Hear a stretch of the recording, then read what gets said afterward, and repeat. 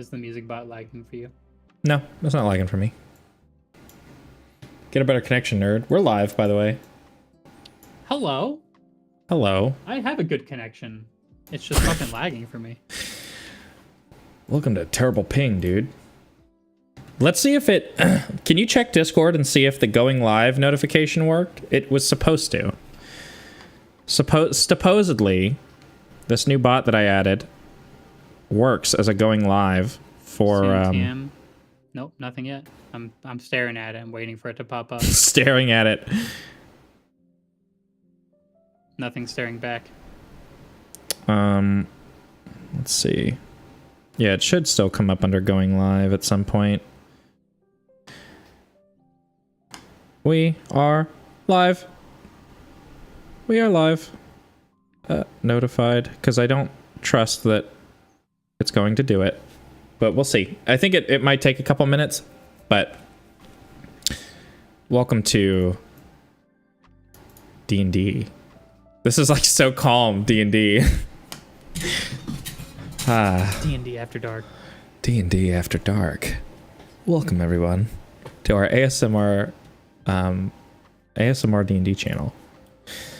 Today we're doing Kyle's one shot. It is not called Protect and Serve. It's called At the Behest. I have to change the name of it. Definitely not nervous. No, I'm not nervous. You shouldn't be nervous. No, of course not. So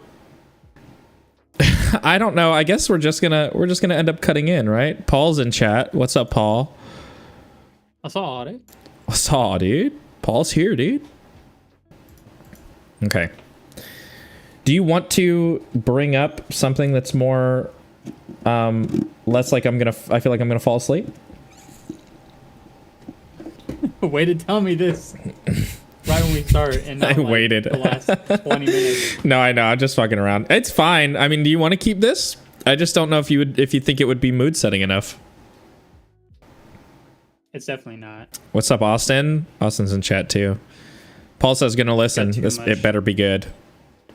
Look. It's got too much like variation with like being more fantasy and being more lo-fi. Paul, to answer your hypothetical, if it doesn't work out, it's on Kyle, man. I did a lot of work over here. Kyle gets to come in here and just do whatever he wants. So we're gonna see how it goes. But welcome.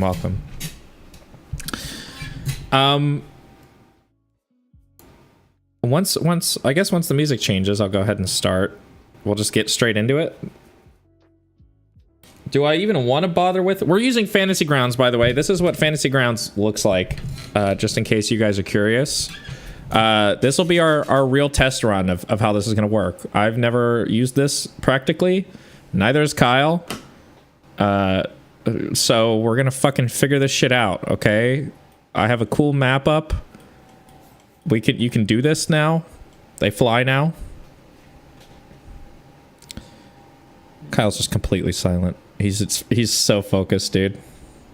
I am very focused. Also, there's a notebook. Okay, where are we going? We have notebooks. I'm not going to open Kyle's notebook. Yeah, this works. Don't open my fucking notebook. There's nothing in there yet. So we're starting here in Korea, in Alms Manor.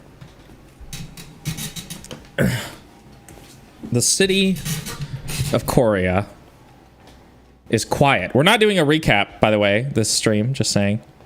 Paul says he's looking for a 7 out of 10 entertainment experience. I have to like not end up reading chat. I have to like get out of streamer mode. This is just purely for your entertainment purposes. Okay. The city of Korea is quiet, even during the midday rush. Are you ready, by the way? I should have asked. Yeah, I'm closing all Okay, tabs. I gotta wait. I'll wait. I don't wanna. Okay. Okay. We're here. We're mentally here, right? I'm ready. We're ready. Yep. I'm mentally checked in. Home. Adderall up. Let's go. I also took an Adderall, so we're about to have a very addied session. The city of Korea is quiet, even during the midday rush. Any inhabited island on the stagnant strait will of course get trade, especially one so close to Belmere. But the city's lord, Anton Carys, seems to bring an almost calming aura wherever he goes. His relaxed demeanor is seemingly reflected by even the buildings themselves, whose wooden structures sway slightly in the early autumn breeze. And I actually have, this is actually something I completely forgot to do before we started. I'm sorry. This should be the last thing, though. I wanted to import some of these photos, the mood board photos in. What do they show up under? AI photos? Are they about to replace my map background? No, you can just kind of have them...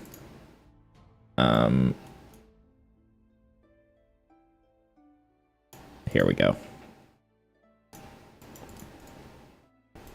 Oh. Did that show up on your end? No, but it takes a second. Let me see if I can move things around. I can, so it doesn't show up. That's really weird. Hopefully I didn't just add these to that map, did I?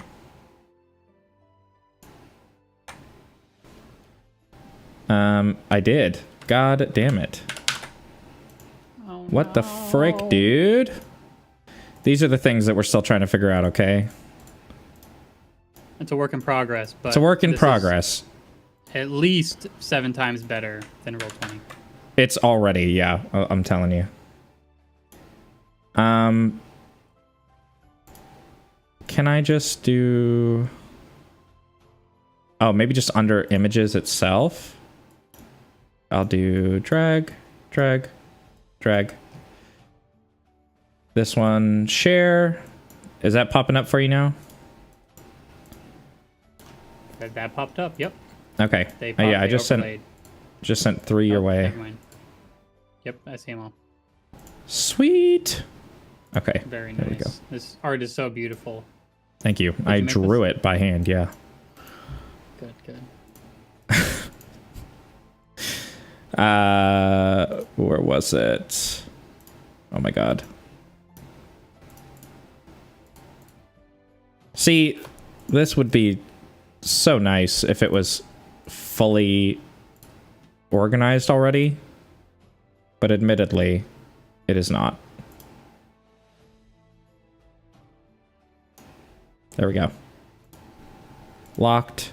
I'm able to lock layers, so I can't add layers by accident. I would think that having it be locked would prevent that anyway, but... Okay, well, there's something to look out for. Sweet. Freaking sweet. Freaking sweet. If I all of a sudden disappear from voice for a sec, don't worry about it. Okay. I'm trying to see if I can change... How the fuck do I change my region? Video connect? No. What are you talking about? Oh, on Discord? Yeah, like if my connection is bad. There's a thing at the... There's got to be a way. Sorry, this is going to cut out for a second. There is definitely a way. I don't know how you do it now. You used to be able to do it pretty quickly, but... I don't know. I'm just looking up because... Like, the music bot for me is super choppy, but, like, I've got 21 millisecond ping. There's no packet loss. Yeah, that's really weird. I don't have any issues with it. It sounds good in chat. Packet loss. Okay. Sounds fine now. No, maybe because I threatened it. Yeah, it knows you can replace it, so it's going to change its mind.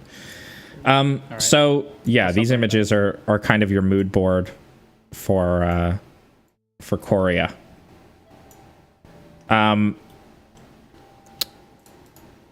His relaxed demeanor, Anton Carys, his relaxed demeanor is seemingly reflected by even the buildings themselves, whose wooden structures sway slightly in the early autumn breeze. Are you in? Are you still focused on that? I'm in. No, okay, I'm paying attention. Got it. I'm zooming in on... Oh, got it. Sorry, just want to make sure. A man of habit, Lord Carys makes a point each day to do the rounds, personally overseeing the day's trade taking place in the harbor, checking in on the local businesses, and of course, filling himself in on the empty gossip spread by the village elders. How someone so busy manages to have the mental sharpness to stay so involved in Coria's day-to-day is a mystery to the townsfolk. But the gratitude they express during these visits is as genuine as it gets. After all, not every town can be lucky enough to be run by the sort of nobility who would willingly retire from a life of adventuring. Of course, a leader is only as strong as the people he chooses to surround himself with. In Anton's mind, he couldn't have picked a better person to head his guardsmen than Gerard, at least if the rumors are to be believed. You, Gerard, were unsure yourself at first, understandably so. Who would have guessed that within a year, you would go from a homeless, former rank-and-file guard in Belmere to the personal bodyguard and most trusted confidant of a legendary adventurer like Anton Carys. Anton, the one who quelled the pirate rebellion and helped install Genevieve Crom years ago, who willingly laid his sword down and used his newfound wealth to enrich his hometown.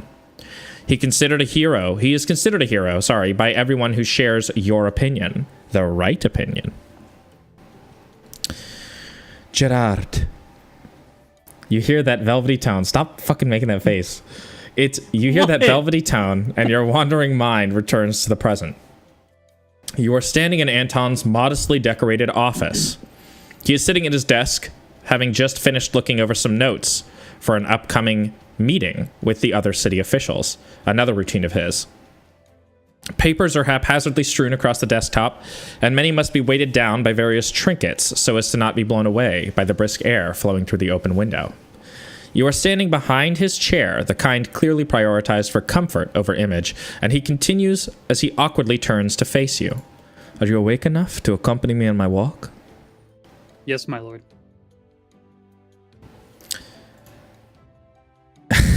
That's it. Yes, my lord. Just give me a second. I'm getting into it, man. It's been a while. All right. Yes, Lord Carys. Where would you like to go? He turns to you and he says, I'm just going to take a walk around town, and I was hoping you would be able to accompany me. I have something I need to talk to you about. Anywhere you go, I will follow. Anton stands from his desk. His once thick, jet black hair has just begun to thin, and as he readies to leave, he ties it up into a sloppy ponytail. He is slightly shorter than you are, but his posture renders this difference negligible, and he carries himself with the grace of a natural-born noble. He strides to the other end of the room, and dons his light fur cloak, a gift from Genevieve Crom herself, before ducking out into the hallway. Anton's office is really more like a small apartment, with few rooms and even fewer baubles. You follow him into the hall and you follow him into the hall and down a set of stairs that exit immediately into the street.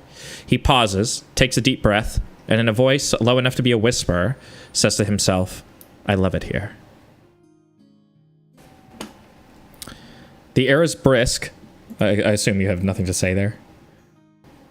Well, he said it to barely be heard as a whisper. Yeah, I know. I just didn't know if you were... Okay. Just fucking make Gerard sure. wouldn't say anything. Sorry, readjusting a window here. The air is brisk but not uncomfortably chilly, and the sun is partially obscured by overhead clouds. You and Lord Carys are immediately noticed by a local smith and his wife, who stop you both for a light chat, catching you up on the goings-on with their son, and Anton gives them his full attention. Once you're free to move about again, Anton strikes up a conversation with you. His eyes seem to land on everyone but you, and he continues waving and gesturing towards the friendly citizens as he talks. I've struck a tentative deal with an elf in Shalmir, and I'm sending lancers to finalize the details with him. You are to accompany him and ensure no harm comes to him while in Devertreath.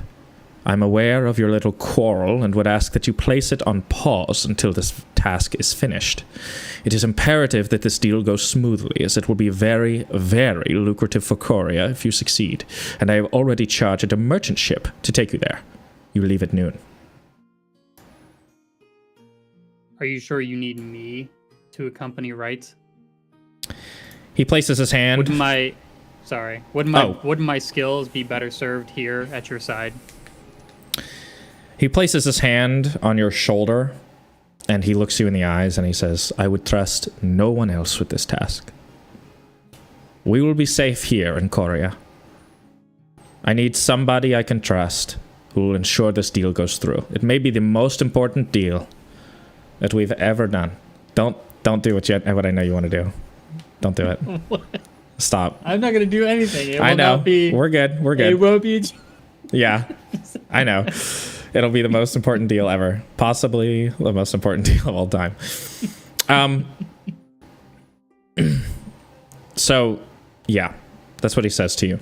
Is it may be the most profitable thing, most profitable deal that we've ever gotten to create.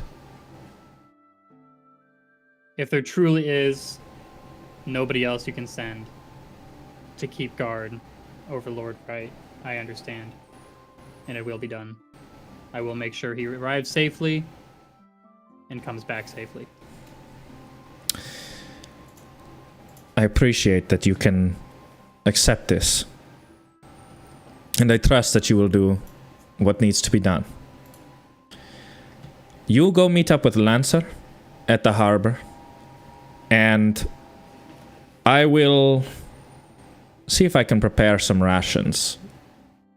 I'll have to go speak to the quartermaster and see if we can't get your supplies ready. You have your sword and shield. Is that a question, or is he's saying I do? It was a question. I don't... Okay. It's the affectation. It's my accent. It's hard to, Common is not my first language. Where my long sword stays. And then my Your shield invisible is always... longsword. It is invisible, Yes. for the record. I forgot it was invisible. Yeah. While you have it equipped, it's invisible.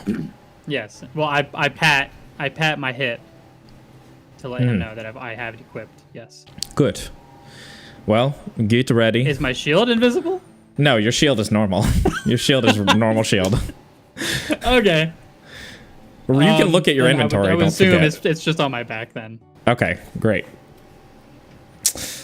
Then yes, he says he dismisses you, and he turns to go back toward his office. Are there any other guards with us, or was it just him and I walking? Just you two. From that, coming from out of the office, there are guards who are patrolling the streets, kind of talking with citizens around you. You even see, but it's not like a dangerous. It's so unbelievably safe and peaceful here that someone of his standing can come and go as he really pleases. Yeah, you can even see a pair of guards talking to a child who seems to be lost right down the street, and it's a nice, pleasant interaction. It's a nice area. Mm-hmm. It's a good upper class neighborhood. The photos actually do help a lot. See, it's a mood board. That's the point. So he leaves. Is he probably out of sight now? Yeah, he just turns to walk back towards his office. Okay, I just keep an eye on him for a little bit, look around, even though I'm not expecting any danger. Just out of a good habit, good forced habit. You said I'm headed to the harbor now? I mean, that's up to you. Yeah, if you want to head to the harbor, then yeah, that's where he said Lancer's waiting. Okay. What time is it? How early is this? Oh, yes. Forgot to set the stage. So when our last episode ended, it was the 50th of Ogmi of 4277, so mid-fall, right? Basically directly smack in the middle of fall. This is the 18th of Ogmi, 4278, so almost a full year later. Okay. And if you'd like... What is the current time of day, sorry? Right now, it's probably mid-morning. I think I had described the weather as being... the sun's partially obscured by overhead clouds, so it's cloudy out, and it's just starting to get a chill in the air. Ogmi 18. And now would be a great time or potentially on the ship. Would be a great time for Gerard to do a little reminiscing on how he could have got to this position if he wanted to, or filling in any gaps. It's a great time to do that if that is something that you want to do. If you don't want that to be public information, absolutely don't feel obligated to. Because I definitely gave that thought when you said these are the things that you should be thinking about. Super prepared. But right now you don't have to worry about it quite yet. If you'd like to wait till you get to the harbor, that's fine too. Or wait till you're on the ship or whatever. Probably wait till the ship. Okay. Maybe try to think of something on the fly by then. Okay. Well, I meant more so you can even ask questions about gaps in your memory that you may have. And you may receive some kind of answer. Guidance. Okay. Yeah. I can help fill you in a little bit if there's anything. I'll play the role of your faulty memory. Okay. Let me ask you this. Do you think I'd be casting any kind of spells? Or would be using any kind of magic right now? I mean, I don't know. I'm gonna say no. I'm gonna say I'm not doing any kind of spell casting ever. Okay. Okay. I don't know what you would like me to respond with. By the way, this is huge. I'm sorry. I don't normally drink this big of a cup of sweet tea, but I had to get something. It's mostly ice anyway. It is mostly ice. Not anymore. It's like water, but. So watered down sweet tea. Yeah. They don't put that much ice in it though, so it's not that watered down. It's still decent. Trying to stay hydrated, man. I know that's something I'm still struggling with, like with what you and I discussed and what's going on. How would we can put it off until I fill in these gaps in my memory? We can put it off for a little bit if you want. Again, it doesn't even have to be public right now. It could be something that gets revealed later. You know what? Never mind. Spell casting is still going to be a go. Okay. And I'll figure out. I know why. Here, and I'll just type it to you. Nothing pops up on your end, right? How much are you showing on stream? I'm showing my entire screen for FGU. Can you want to send it to me on Discord? I'll look at it on my phone. Yeah, sure. Oh, you know what? It did work. Hell yeah. Ping cord does work. It's just on a little bit of a delay. Sweet. Let's head to your DMs. So right now you're asking me what? Something specific? I'm not asking. I'm telling. I'm demanding.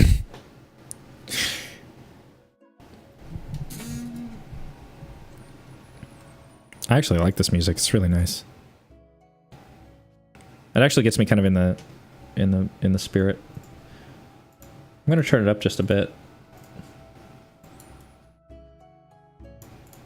There we go. Tell me if that music is too loud, by the way. It should be a little... Actually, should be quite a bit quieter than us talking, but still audible. Dang, Kyle, you type so slow. Oh, there we go. Erasing shit. Yeah, that works for me. Yeah, cool. That's perfectly fine. So, what would you like to do? You're heading to the harbor? Mid-morning. I'm assuming I've already had breakfast, done everything I need to do. I'm ready. Yeah, to go Anton is already working for the day. That's what you were helping him in his office.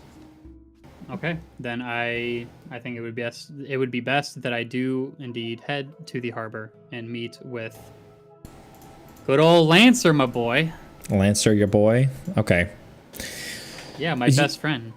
You head to the harbor and you're able to hear, as you approach it, more seagulls. It's very, very Mediterranean vibe. Very much like Alms Manor, the more that it's been built out, has more closely resembled Italy, kind of like Renaissance Italy a little more. So think that type of architecture. That's part of what the mood board is for as well. But yeah, very like 1400s, 1300s, medieval Italy. So very much that sort of port. You're able to hear quite a few more ships dropping off and delivering trade for the day. It's not an insanely busy port, but there is absolutely a rush during this time of day, typically. Whenever you get closer to the harbor, you're able to finally see Lancer standing at the foot of a ramp that would be leading onto maybe a mid-sized cargo ship. Certainly nothing as big as an Imperial fleet or something from, like Belmere proper.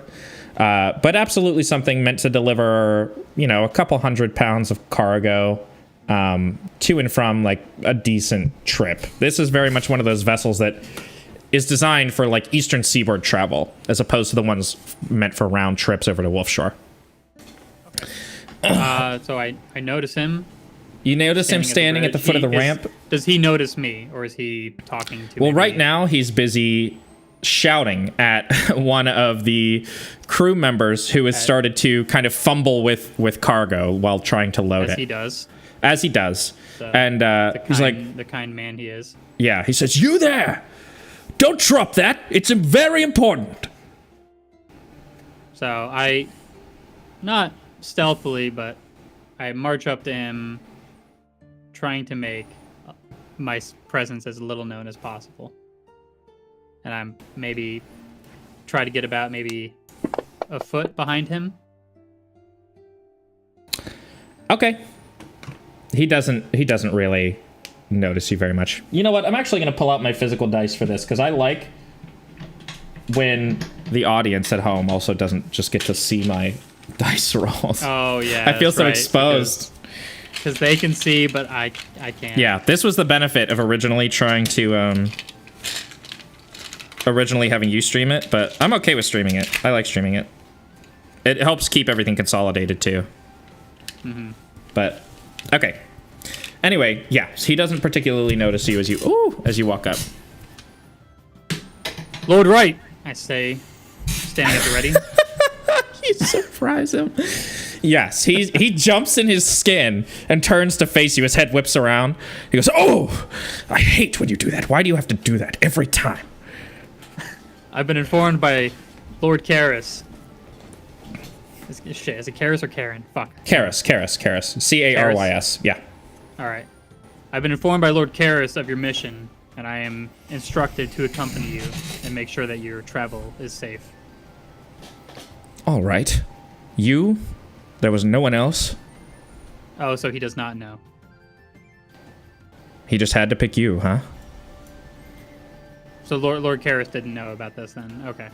Yeah. Are you talking about Lancer? Okay. I'm sorry. Shit. God damn it. So many Lancer. names. Yeah, you're good. Yes. That's why I gave you that little cheat sheet. Yeah. Feel free to reference it. You can make a new note, by the way. If you want to make a new note specifically for this, you can do that. I've got my little journal entry here. Okay. Good. So I should just be looking at that. I wish I could make the text bigger though. I do too. There's no word editor on it. It's just kind of like a standard notepad. Yeah. He really couldn't muster up anyone more skilled or more... He kind of scans you up and down. Diplomatic. Unfortunately, my lord, we don't have anybody more skilled here than myself. You're right. That is unfortunate. Small smirk. And he didn't tell me this why. I'm sorry, I do not know. I thought he did inform you. Interesting. I'm going to go talk with him. You go ahead and, I don't know, I guess get ready on your ship. I'll That's my deal lord. with him later. And he kind of And rolls his eyes and flicks his cape around as he walks off. whatever the normal way that the knights and the guard Yeah. here salute, I obviously do the opposite way. It's a fuck you gesture. Just Okay. to him. I my like best that. friend. Yeah, typically the way that the guards do it is, over the heart. The right hand up and pound the heart. Left hand then. Okay, good. He rolls his eyes and swishes his cape as he walks off. And some time passes, unless you have anything you'd like to do in between. The sailors and dockhands that were getting the ship ready that he was yelling at. Mm-hmm. Oh, yeah, I can describe them for you. Yes, go ahead. So this ship is clearly not one that is owned by Coria. It has emblems of like a free trade union that typically operates along the eastern coast. I have their name in my notes somewhere. I can pull it up for you if you'd like. But they have a free trade union that operates up and down the eastern seaboard. And they are adorned in the uniform of these workers. So the ship and these workers both have like blue and yellow uniforms, and the ship itself is like decorated out with blue and yellow accoutrement.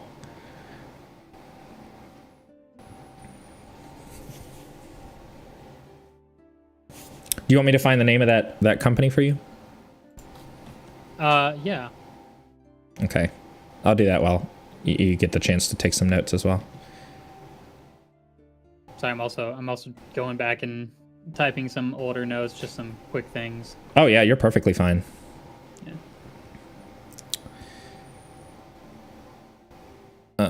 Let's see.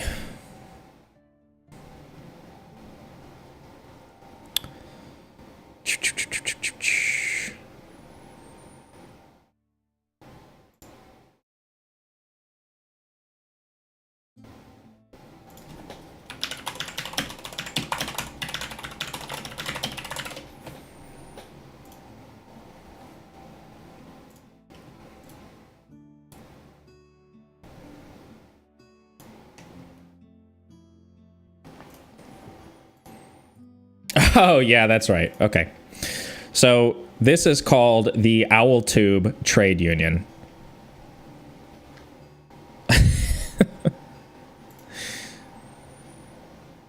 Oh, my notion popped up. Whoopsie. Yes, this is this is Owl Tube. Owl Tube Trade.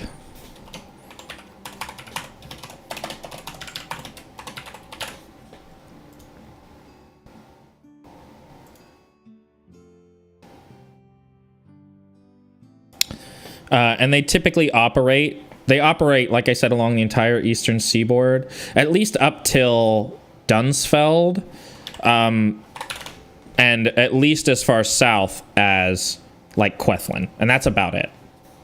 So You said Owl Tube? Yeah, Owl Tube. Owl Tube Trade Union. Like the bird owl and... Tube. Yeah. Okay, Owl Tube. Okay. One word. Owl Owl Tube. Tube Trade Union. Yes. And they deal... Okay, now let me ask you this. Yeah. Is it... Does Coria have its own ships, or is this small settlement not well off enough to have its own ships? They don't have a fleet of ships, but they have one or two. If they really had to spare them, they could. But they're typically small private travel ships. They're not cargo ships. They're more meant for typical ambassador trips, but there's not really a reason for... if you have trade regularly coming in, the logic here is more so that it may be easier and cheaper in the long run. So instead of having to hire crew, hire everything else, and stock with supplies and all that stuff, to just ask one of the merchants who are coming through to ferry you for a fee. Makes total sense. So it's not like Gerard wouldn't be like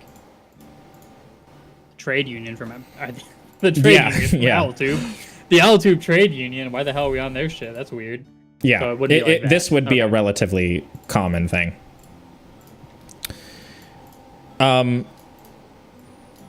if you don't have anything else in particular that you'd like to do presently, but let me know if you do. It sounded like you might have wanted to talk to the crew or something. No, I was just want to see if maybe they had any reactions to me just fucking with them. No. Because some of they them were just snicker. being yelled at, and he was being a dick. Yeah, they're just doing their business. The guy that's carrying the cargo looks over at you and smiles, but he doesn't want to get in trouble, you know. Nah, I got it. May not be best to disrespect the noblemen of the city that you're stopping in and you rely on for trade.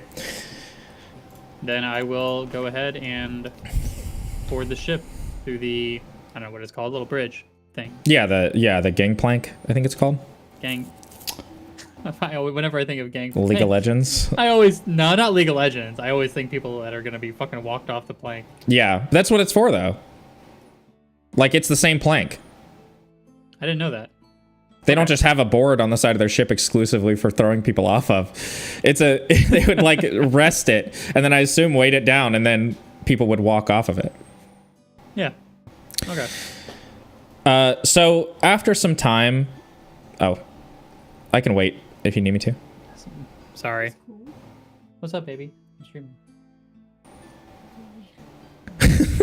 Yeah, can you text me? She loves you so much. Yeah. I love you, baby. I'm busy. Get the fuck out of here. So after some time, two guards return. Two guards who have been under you. They return and they come with supplies. So they give you enough food for the journey. This is a decent length journey, by the way. It's literally... I have a note here. Hang on. He wrote 30 pages of things to do on the It's an insane number of things. 27 days so to get from one point to the other. So, this journey, they bring you 27 days worth of rations and some, armor polish and that kind of stuff. They help you get your equipment set up and ready while you're there, kind of like a golf caddy. You have two little guard golf caddies who help you out and get prepped on the ship. I've got a question for this. Hang on one sec. You and Lance are in different rooms, by the way. So, 27-day journey.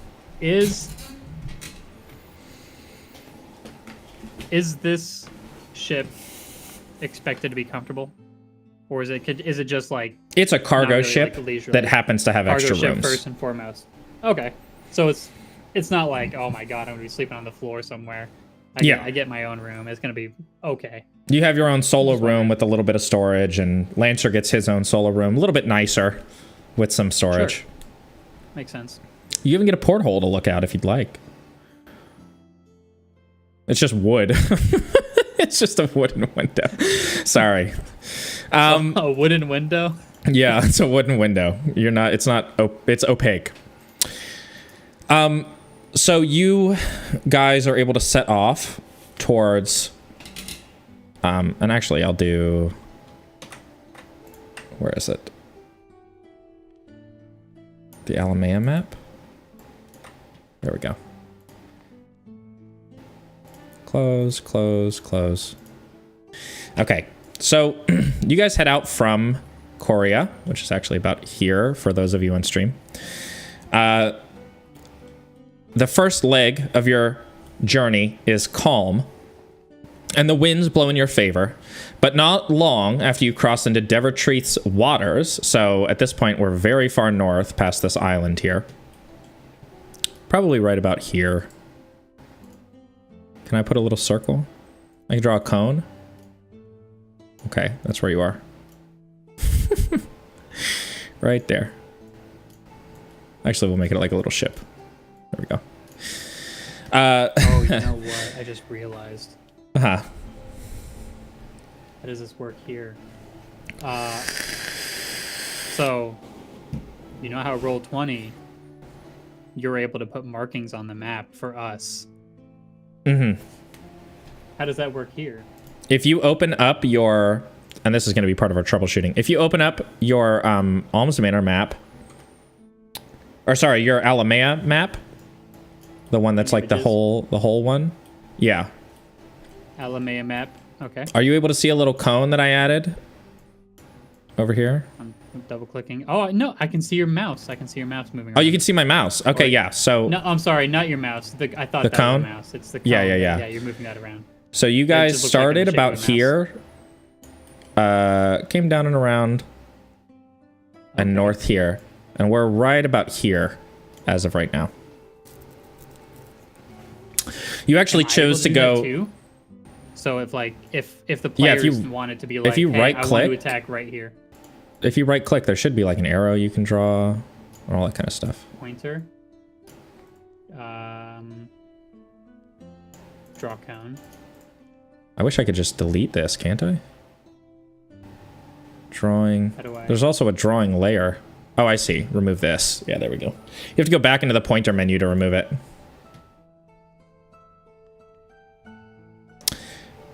Can you see what I drew? Yeah, a little cone. A little blue cone. How do I move it? Oh, I gotta click with the white thing. Okay. Yeah. It's a little weird. But I like it once you get used to it. A little weird. Remove this. That didn't do anything. Okay. There we go. This. Yeah. Pointers. So if I wanted to be like, oh, where do you guys want to go? I want to go right there. Yeah, and you can adjust it too, or change it to whatever. I can adjust it as well. Like, I think, yeah. Okay, cool. So this is where you guys realistically, that's like, this is mainly for combat, like a cone. Yeah, it feels very much like it's for combat, but I'm sure I can add stuff on here. You can add tokens and stuff. I just haven't gotten around to it yet. There's also a drawing layer. There is a drawing layer. Oh my god. Enter drawing mode. Like, yeah, like that. Drawing, clear drawing. Oops, I didn't mean to clear that. Delete. How we are learning, my homie. We are learning, guy. Yeah, there we go. Drawing. Nope, that ain't it. Drawing. Clear. Okay. Yeah, there's clear and there's also erase. Cool. So you guys actually chose to go outside of the breadth of this little strait right here through Wonderland. You guys chose to go outside of that specifically because there are so many stories of ships going too close to Wonderland, and the chaotic nature of the waves around this area causes pretty much this whole section to be a ship graveyard. Pretty much this whole area. I don't know if you can see it as I'm moving it, or exclusively if. Okay. So yeah, pretty much this whole section is a ship graveyard. So you guys chose to go exterior. Around that little tiny island. Yeah. Okay. Just as you cross into Devertreath's waters, you hear a bosun shout something indistinctly from the stern, though there is concern in his voice. Many of the other sailors begin to gain a kind of energy and move to the stern to look down into the water, as in like they start to become more energetic and like restless. Mm-hmm. You spot a disturbance. What time of the day is this? Is this early, or am I? Oh, okay, good point. This is probably evening, like close to evening. Yeah. Okay. I probably wouldn't be in my quarters then. No. I'm assuming that you'd be probably just somewhere on the ship. You can be spending time in your quarters, but it's certainly up to you. I enjoy the sea breeze. What are you doing up on the deck? Just brooding? No. I don't know. Maybe having small talk with some of the deckhands. Ooh. Do these ships move too fast to fish off of? You could fish off of them, but I don't know how successful you'd be, but fish do have a tendency in real life. They have a tendency to ride alongside ships, especially if people are eating and then throwing shit into the water. Yeah, sure. You know what? I'm gonna be fishing off of this ship. Roll 3d20s for me. My time in Korea, being on the water, surrounded by water, I have learned to enjoy the art of the cast. The art of the cast. That's right. Anton would have absolutely now? taught you that if you were in the... roll 3d... Actually, roll 3d6s. And drop the lowest. Okay. Roll them in the... You can roll them in the dice tower, too. I want to be able That's to fine. see it. Yeah. Okay. So, you've caught 11 fish on this journey Hell so yeah. far. Hell yeah. The largest of which was a few foot large tuna.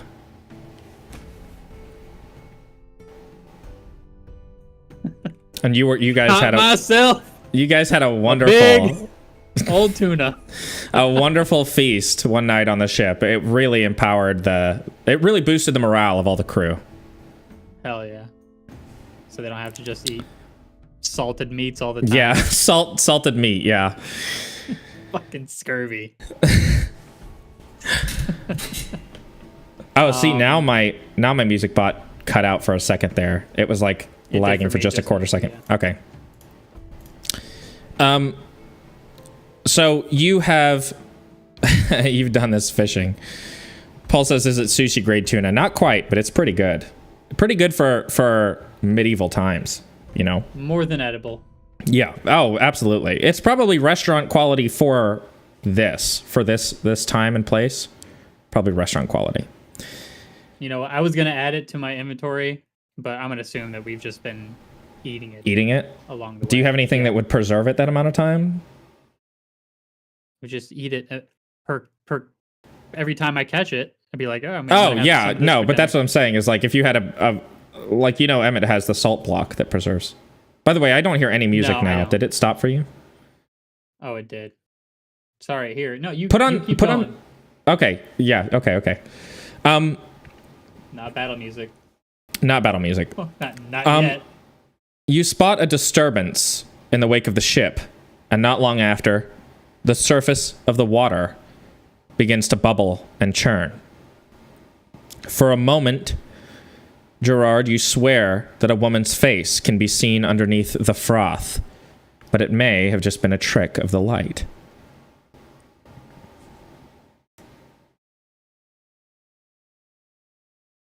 Sorry.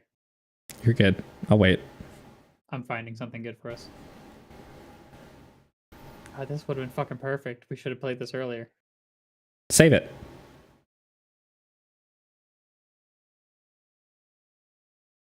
It will be saved in the bot channel. In the bot. Oops. Sorry, guys. I promise we'll be more professional next time. This is our first time back in like a year and a half, okay? We're taking it easy.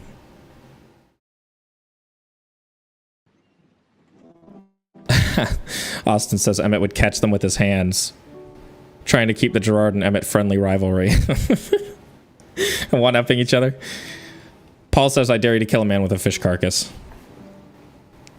That's your bingo. Put that on your bingo card, Paul. That music bot's not one to cooperate.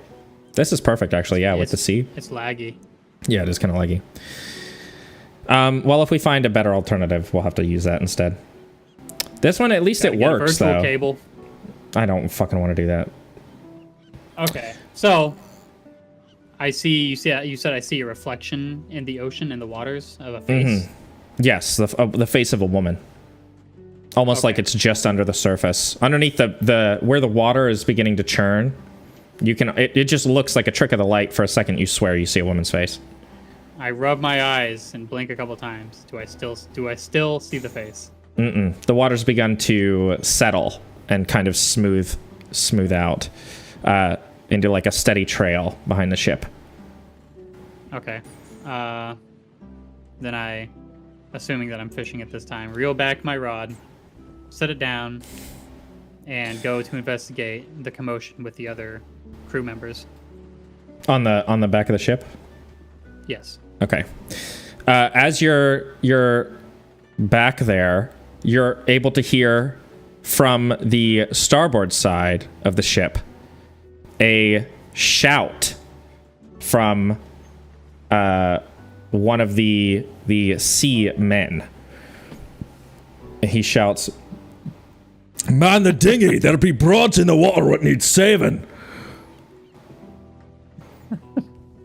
Rods in the water. Yeah, broads in the water. Off the side. And sure you're not seeing things? He starts to get panicky and says, "No, I swear I'm not seeing things. He sees them too, don't you, laddie?" And the guy next to him, this seemingly like very scrawny, skinny elf guy. The first guy that shouted is like a fucking bulky dwarf dude. The second guy is like kind of a lanky, he looks almost like an apprentice. Like he seems very unskilled. He goes, "Yeah, I see him too." And what is the equivalent of cabin fever on the ocean? On a ship? There's definitely something. Oh, I don't know. I'm sure there is. You think they're getting a little stir crazy? Yeah. You, from this angle, you're able to see off the side of the ship a bit. And you can see 3 women appear out of the water to the starboard side of the ship. And they're riding a wave alongside the ship. They seem to be almost just like, it's just carrying them along. Okay, that is not normal. I don't see any land around, so I'm immediately on guard. Ain't nobody swimming out here. These are the most beautiful women you have ever laid your eyes on. I'm a little less on guard. And they seem to reciprocate the notion. They look up at the sailors and look up at you. And they're giggling and gesturing. And the wave that they're riding rises until it is level with the ship's deck. What does the giggle sound like? That's what it sounds Oh my like. God. But hot. Hotter, sorry. They're on a wave, and the wave is as high as the ship. Mm-hmm. The wave is next to the ship, carrying them alongside at the same speed as the ship. Oh, so it's not a wave coming towards the ship, like trying No. to kill us over. They're going Okay. parallel with the ship. Okay. They are now close enough that they are able to be touched, and you feel a compulsion to do exactly that. Real quick, I don't. make a wisdom saving throw for me. My highest stat. Do it in the dice tower.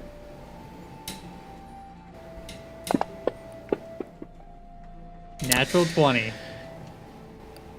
You take a step closer to the woman who is reaching out to you specifically. You're at this point, you're maybe 10, 15 feet away from them. You're still standing up by the stern of the ship. The 2 men in front of you are maybe, like I said, 10, 15 feet in front of you on the starboard side of the ship. And the wave is right next to the side there. One of the women is reaching out to you and kind of gesturing. And it feels like, as she's giggling to herself, it feels like you can hear it in your chest. Like a booming, like bass? Like no, not bassy. How it feels just in your like chest? encompassing. It feels like a cloud of comfort. Like the feeling of euphoria. Yes, absolutely.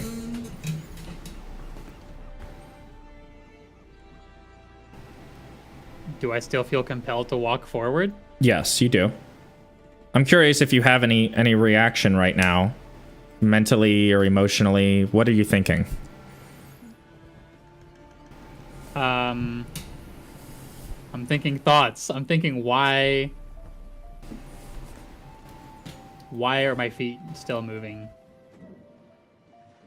Make another wisdom saving throw for me in the dice tower, if you would.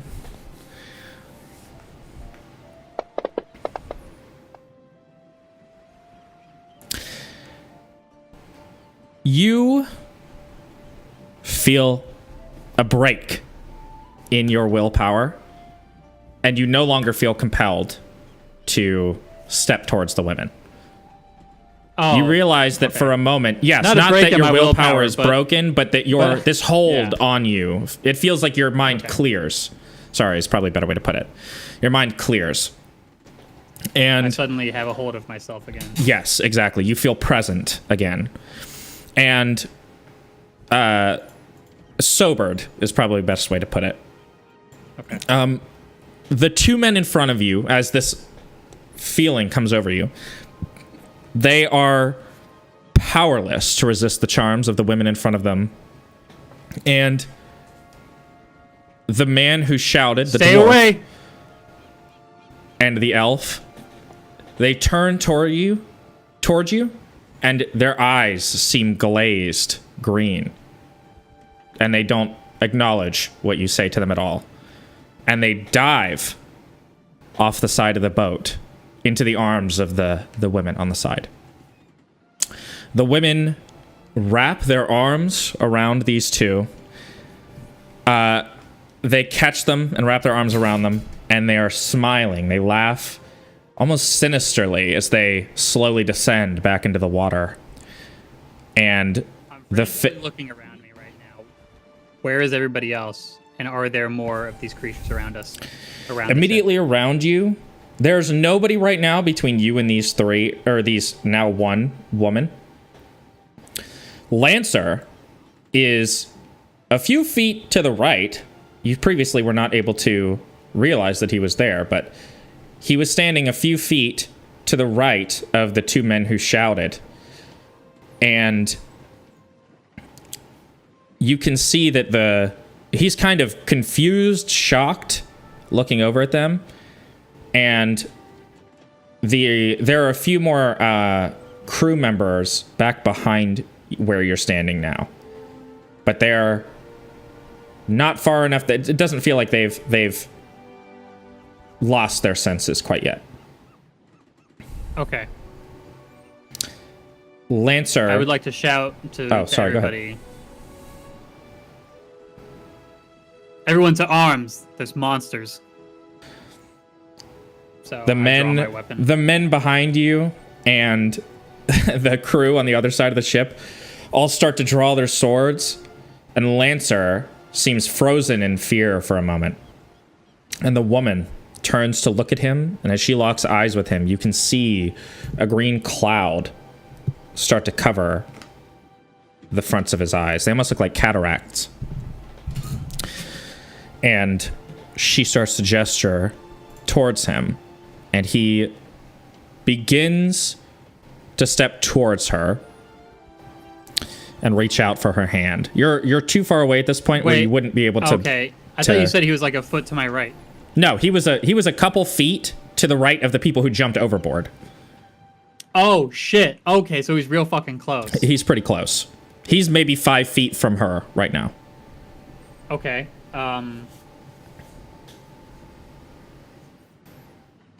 I don't know. I want to run up and like shoulder tackle him to the ground. Do you want to roll initiative? I think it'd be a good time. Go ahead. 1 sec. Actually, here's what we can do. I have something. This will be the test. Can you see that? Go to the combat tracker up at the top. I'm back in the bot channel. Oh, okay. I will say, as we're about to roll initiative, you can see that Lancer is close enough where he could touch her, and his arm and hers meet as he kind of reaches out absent-mindedly as you're kind of prepping into fight mode, right? What did you ask me if I could see? Sorry. You can see. I'm letting you know what you can see. Oh, no, I thought you said, can you see that? Oh, yeah, the combat tracker, the combat tracker. Oh, Look up at the top right. It should have combat tracker. It's the top left icon under tools. I see it. I clicked it. And yep, I see it. Unidentified? Okay. Unidentified? Is that what it shows you? No, no, it shows me my name, how much HP I have, There's a green bar next to it. At the bottom, it says round 3.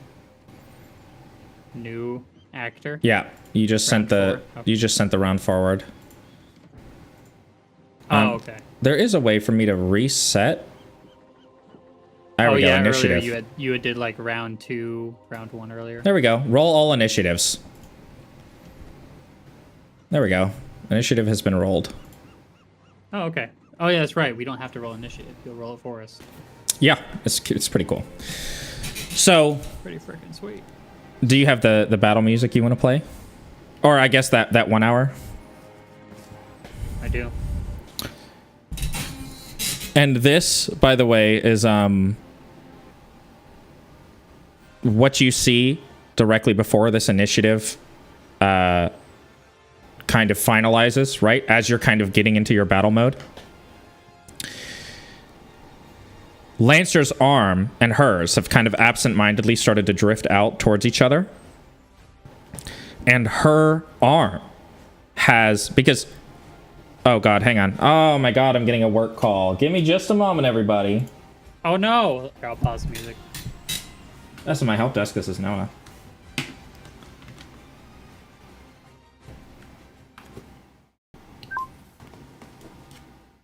I'll pull up Twitch and try to talk to you guys.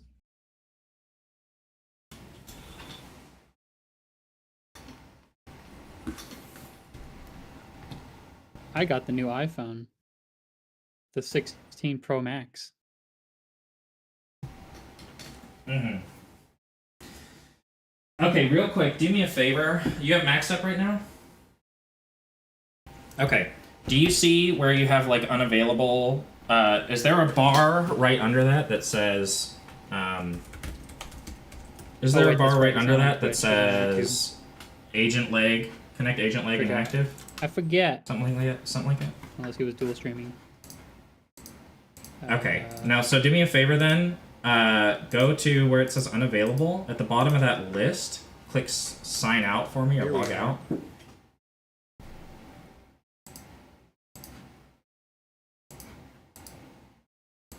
Okay, then go ahead and relaunch Max for me and let me know if that connect agent leg starts to show up.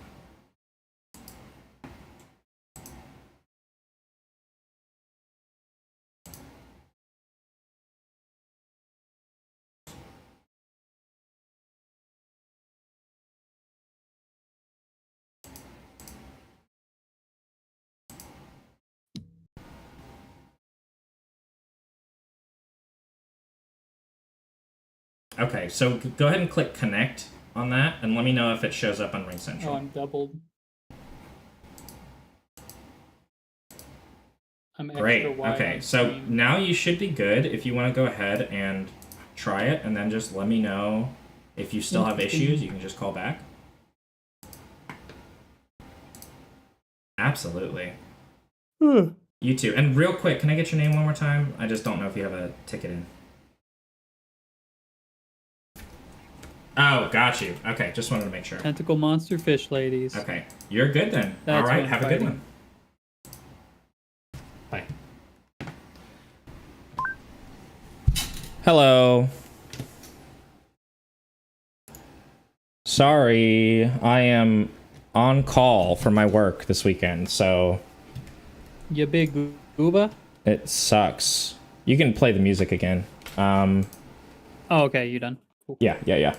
I just have to mark my time. Sorry, guys. This is gonna be this session is just gonna be plagued, just absolutely plagued with horrible shit. I can already tell. That's the spirit.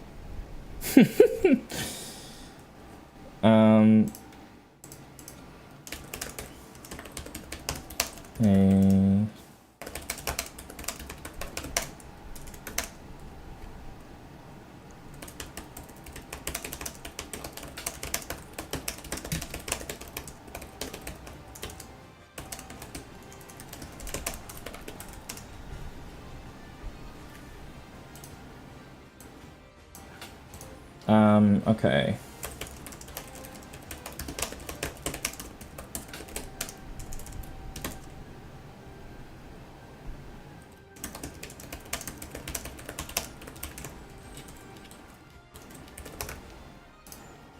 I'm sorry, guys. I feel so shitty having to stop because of this. But you gotta do what you gotta do. This is my life. Was it like a last minute thing? No, it just... I wouldn't have been on call last week, but we postponed. Oh, is it like on 1 week, off the other week? It's like every 5 weeks I'm on call for a weekend. Oh, I got it. Sorry. No, you're That's my fine. You're fault fine. then.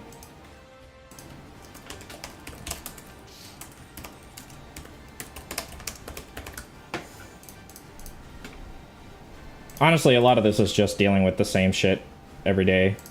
So, I'm used to it now.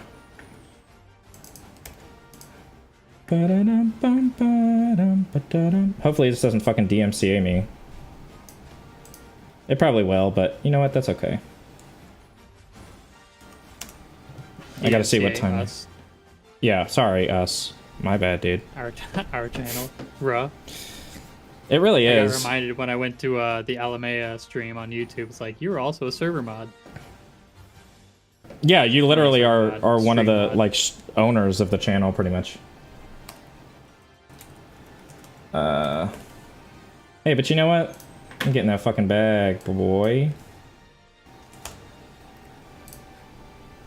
That's how I see this shit, is just free overtime. Okay. I gotta put my laptop away.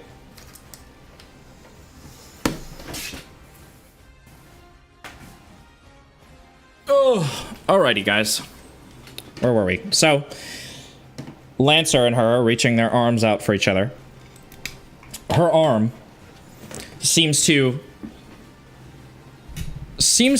fall apart, and her previously sort of green, like translucent skin is kind of tendrils out and becomes seaweed that wraps itself very tightly around Lancer's forearm and tightens to the point where it looks like it would be painful, but Lancer is not reacting to that at all. He's totally transfixed on the beauty of this woman who's in front of him. And as that is happening, that woman's face begins to twist and change, contorting into a horse's muzzle. The seaweed that up until now was connected to her shoulder, previously her arm, begins to move its way onto her back as she becomes prostrated out and finally morphs fully into the form of a horse with a mane of kelp rather than hair. It lets out an ear-piercing whinny and makes to descend back into the water. You are about 8 feet from Lancer right now, and initiative has been rolled. You are first. We're using Theater of the Mind, by the way, for this. Okay. Will I ever see them on Combat Tracker, or should I just close this? No, keep Combat Tracker up. Okay. Are you adding them? They should be added now. It's kind of strange that you can't see them. I'm going to close it and I'll reopen it. No, I can just see myself. How about now? Oh, I can see unidentified. There we go. I get to show and hide it, so it's shown now. Okay. Are you able to see things about it? Unidentified has a K for its monster number, basically. Initiative is a roll at a 7, and it is currently healthy. Oh, cool. You don't see its number. Its HP Nope. number. Oh, sick. Okay. Nope. It says healthy, and it's in green for me. Also, next to it, it has a red frowny face for hostile. Good. Great. Or a red frowny Like mouth. an arc. Yeah. Yeah. That's a good way to see it, is like a mouth. I never looked at it that way. I was always just like, okay. Just green and red and straight line.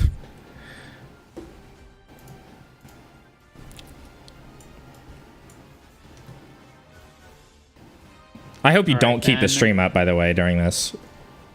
Me? No. Thank God, because pulled it up Paul's in to the look chat at- fucking spoiling everything.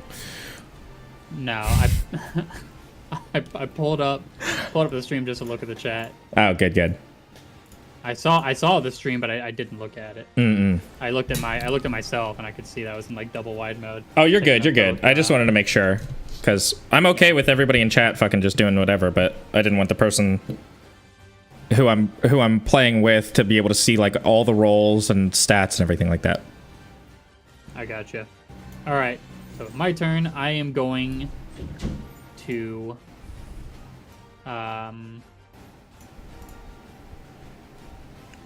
cast a spell towards the seahorse. Is that a good way to call it? Sure, the seahorse, yeah. Yeah. Everybody apparently knows what this is other than you, which is really interesting. I really don't know what it is. An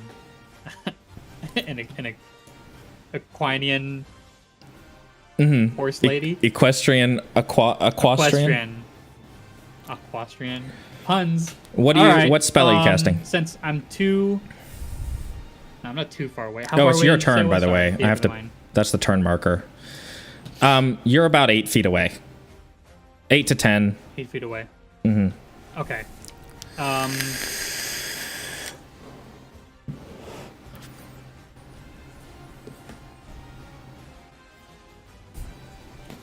I'll reach out my hand and let loose. I'm trying to word this properly, or come up with a way that this is going to be. Other than I cast blank, you want it to be more immersive than that?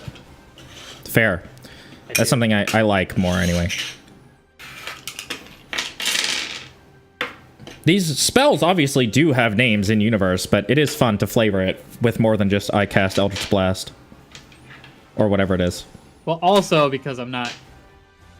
What do you mean, Eldritch Blast? I'm not casting Eldritch Blast. No, I'm just saying, that's why I said just whatever it is. I was just using that as a random example. I will let loose my black spark. The black spark from your hands? Go ahead. Yeah. A swirl of purple-black energy around my forearm, culminating to my palm and bursting forth towards the, I don't know, horse-faced seaweed monster. Mm-hmm. With Lancer standing there? Well, keep in mind he's being actively grappled by her. I just wanted to make sure that you remember how that. How big is it? The size of a horse. I'm trying to remember the rules, or however you would rule it. If someone's grabbing someone else and you attack the person that's grabbing them, would you? I'm just saying, like, you wouldn't. Person? I'm just letting you know, just in case you have anything that does AOE. You wouldn't want to hurl fireball over there. No. Okay, that's more what I'm saying. It's not an AOE. That's all I wanted to bring up. Okay. Gotcha. Oops. What am I doing? How do I do this? Okay. Here's his character sheet, by the way, just in case you guys are curious. Combat is a little different. Yeah, we're still figuring it out.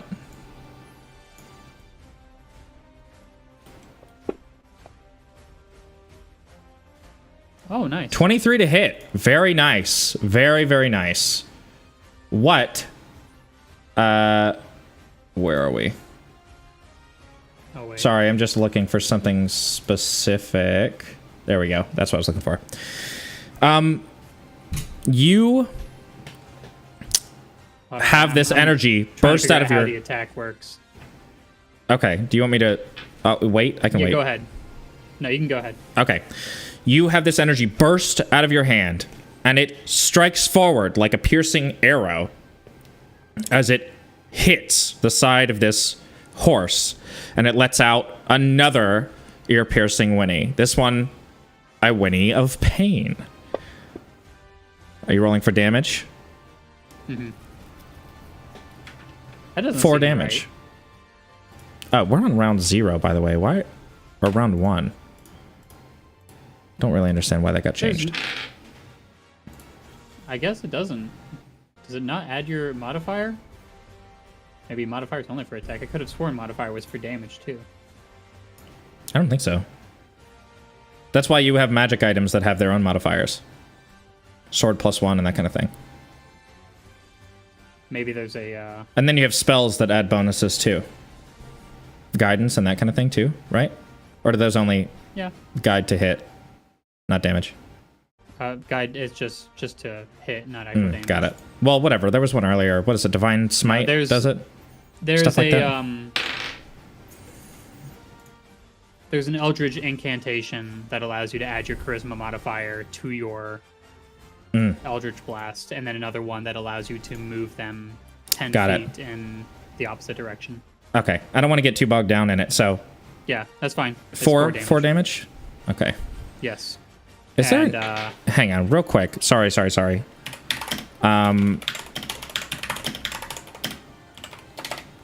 want to say I also want to run up on my turn next to him as well. Not just stay back.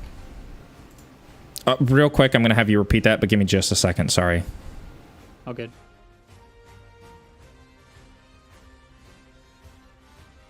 Okay, I think, yes, there's no automated combat, so great. I'll just do that myself. So one more thing to keep in mind. All right. The horse is going to... Yes, Austin, this is Final Fantasy 16 battle theme. It's a good one. The horse is going to reach out its muzzle and try to grab Lancer's other arm with his muzzle to kind of secure a grip on him so that he can drag him down. Currently, all the hair on his mane, or kelp on his mane, is otherwise occupied, grabbing Lancer's arm.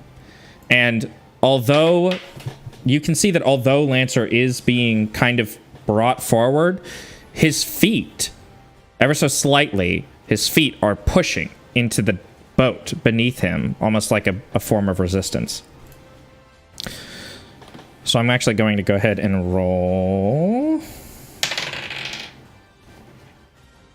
Oh, interesting. Sorry.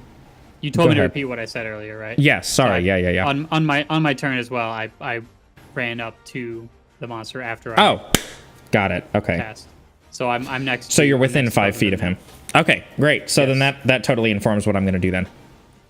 Okay. So we'll do next actor. So then, yes, this horse is going to turn then to you, and he'll be running backwards along the ship. I'm assuming that because since Lancer's in front of you, they're still like in front of you, the horse to your left and Lancer in front of you, right? If Lancer was to my, you said Lancer was to my right? Shit. No. Theater of the mind. Don't get too confused. Right now, what happened is you just dashed forward from the back of the ship to the left-hand side of the ship. I might be getting port and starboard confused, but it doesn't matter. Left-hand side of the ship for now. Yeah, sure. The horse is off of the ship, riding on the wave still. Its mane is grappling Lancer, whose toes are pushed up against the side of the ship, like the rail. They're pushed up against it. He's kind of resisting a bit. You've rushed forward. I'm assuming that where you are right now is Lancer is still in front of you. The horse is in front of you to the left, grabbing Lancer. Okay, so I have a sentinel feat now. Which means if anybody... Send it to me. Send it. Yep. You can put it in chat or just... Put it in chat. When you hit a creature with an opportunity attack, the creature's speed becomes 0. Creatures provoke opportunity attacks, even if they take... Oh, your poster fell. Yeah. Creatures provoke opportunity attacks from you, even if they take the disengage action before leaving your reach. When a creature within 5 feet of you makes an attack against a target other than you, and that target doesn't have this feat, you can use your reaction to make a melee weapon attack against the attacking creature. Okay, good. I'll keep that in mind. I'm actually going to make that a little smaller. And I'll put that down here. Great. That sucks. That does suck. Did the poster frame break? No, it's made of metal.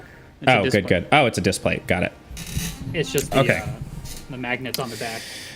So the horse is going to turn around. So instead of going the same direction as the ship, he's now going the opposite direction of the ship, running backwards along it, and he's facing you. He's going to reach forward and attempt to bite you with his So he's trying. maw. He's trying to move away. Yes. Okay, so he gets an attack of are you getting an attack of opportunity, or is he biting me first? And then No, we do he's the not attack trying to of move opportunity? away. He's just turning in place. He's running backwards along the ship. He's still grappling Lancer with his mane. Oh, okay. He's just facing you. He's moving to keep up with the ship as it's moving. Yeah. I got what you're saying. Okay. Yeah. Oh, sorry. You thought by running backwards he meant escaping or leaving? Yeah. Yeah. No. So he's going to attempt to bite you. I guess I'll roll a d20. 5. He's going to try to chomp at you, and at the very last moment, right before he gets a handle on you, you kind of are able to Bat him move away your with body. my shield. Oh, yes. Yeah, if you're down to describe your actions, please do. I'm so okay with that. Yes. You bash him in the face with your shield. Yep. Okay. You know what? Roll 1d4 for me. Okay.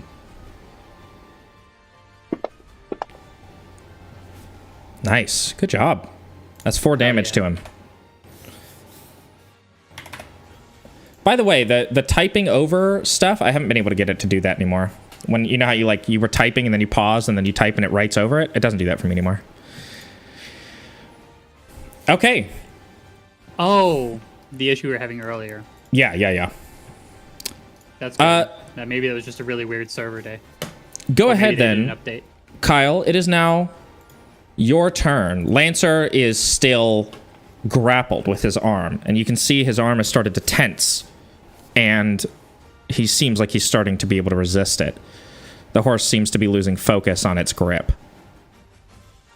I'd like to lift my other arm after bashing him in the face with my longsword and swipe down on the seaweed arms.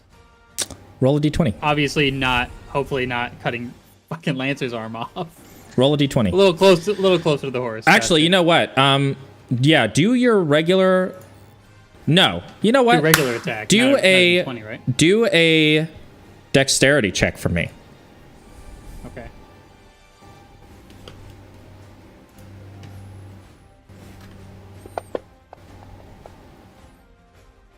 Oh no.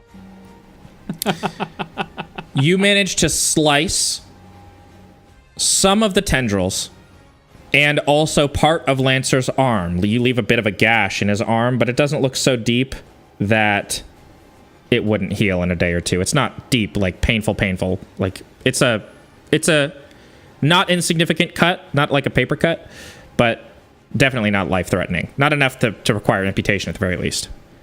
Okay. Is this a normal attack or what? I'm just confused. Yeah, you were attacked. What? I don't know, man. I don't know if you want me to explain the game logic to you. I just did a dex check. You're not attacking the creature, right? You're just... Well, it's the creature's main, isn't it? Yeah. But you're just slicing it, right? You're not like going for damage, are you? Sure. I thought I was. If you'd like, then I can do that instead. Let's do that. I was just flavoring. I was flavoring instead of like I attacked the horse again. I attacked a specific part of it for extra flavor and maybe context. Okay, so what is your... Obviously, if his arm is being attacked, or if someone was grabbing someone and they're hanging, like they're trying to save their evil companion, they're hanging off like a bridge. Maybe if I was attacking him, I'd aim for his arm to make him drop his companion. Like kind of. Okay. I guess I was more so assuming since it was a main, but you're right. Okay, so then let's do this. It's obviously a living main. So then let's do this. Go ahead and... Sorry. You still rolled a 1, so I'm going to make you take that. Okay. That's fine. I'm not going to re-roll that, but sure. We'll say it was an attack. I mean, it would be the same end result, I would think. It would be. You're right. But sure, yeah. We'll clarify that, yeah. Also, For future reference, I also wouldn't deal damage. Yeah, for future reference, then yeah, that's what we'll do. Is any part of an attack on a creature at all counts as an attack. But I just, yeah, be sure to clarify next time so that I'll make a better judgment as well. Okay. Now, because level 6, I get 2 attacks. So I attack again. Go for it. Make an actual attack roll with your weapon. Hell yeah. Oh no. All my shortcuts disappeared. My attack shortcuts. Is it because I'm in, what? Make sure that they're not accidentally bound to, like, Control, Shift, or Alt. No, what it is that button that puts us into, like, combat mode that you had me press earlier. I think that makes all of your hotkeys change. I don't know. Weird. The 2 that were down here aren't there anymore. That's okay. We'll figure it out later. Yeah, you can add them.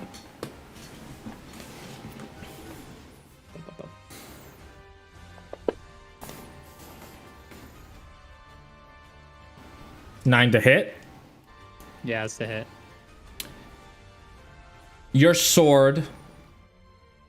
What are you aiming for? You didn't tell me what you're aiming for. You just said you attack again. Oh yeah, shit. You're right. Well, I'm not gonna be aiming. Shit. No, I'm metagaming. Just tell me what you want. I would have totally been aiming for his arm. Lancer's arm? Yeah, but now I'm thinking of it. Now I fucking rolled a bad roll. I'm like, would I really fucking hit his arm again? Were you aiming for his arm, or were you aiming for the main again? For the main. Okay. So I'm trying to get him free. Lancer begins to really struggle as you bring your sword back up, and as you raise it down, he manages to pull it in such a way where your sword whiffs the kelp that's holding Lancer. The horse at this point starts to get kind of antsy. He seems to get a little bit frustrated with your presence, just you being here. The horse is going to...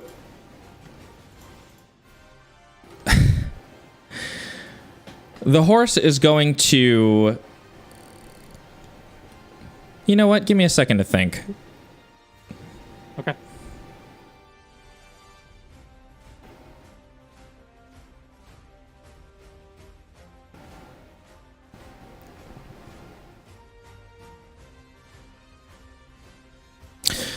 The horse's tail is going to reach out and attempt to grab Lancer again. You get the sense that at this point, it's more about just trying to get off with its prey. It doesn't want to fight anymore. The bash to its face seems to have really kind of scared it. I have to check. Would that count as an attack? Yeah. Opportunity attack? Is that what you want to go with? Yep. Use your reaction to make a melee attack. Okay, so it goes first and then you have a reaction? Yeah. It reaches out and wraps its tail around Lancer's other wrist, but Lancer manages to shake it free. Your reaction? Not aiming at Lancer. What are you aiming at? You got to tell me what you're doing. The horse. Yeah, like I'm not trying to aim like the head, the body, the chest, the arm. The body. Okay. Just its general body, not anything specific. Okay, and you rolled a 24 to hit. Yes. Your sword plunges forward and directly into the chest of this horse. Oh no. 5 to hit. No, it's not damage, sorry. Oh, sorry, yeah, that's what I meant. Okay. When the sword plunges into the horse, you can feel that it's soft. The entire horse seems to be made out of plants. It dawns on you that this horse must be a Kelpie. They have many sailors' stories about Kelpies, very well known throughout the pirate circles, you know, how they tend to drag people. Mm-hmm. Gerard, it's your turn. Is all that changed, by the way, when I revealed it to you, that the name is now a Kelpie? Yep, that's all it revealed to me. Tell me I what don't know you're able to Kelpies see. are. I've never heard of them before. Okay. I just wanted to say, like, I just wanted to make sure it's not showing you, like, health and stuff. I don't know what it looks like on your screen. Oh, sorry. I thought you meant, like, revealed to me personally, as, like, when I heard the name. Oh, no, yeah. That's all I learned. But both, yes. Both. All I know now is that it's a Kelpie, and all I see now is that it's also a Kelpie. Okay. What is its status to you? Still healthy? Still healthy. Okay. Interesting. Not dealing a whole lot of damage to it. Your sword is not stuck in the Kelpie, by the way. Just to clarify, you were managed to pull your sword back out. Very good. And since your sword is invisible as well, you were able to see, as it split the Kelpie open, that the inside is all, like, it looks like intertwined vines where your sword plunged in. And when you pulled your sword back out, they seem to, like, kind of reform and strengthen in that area.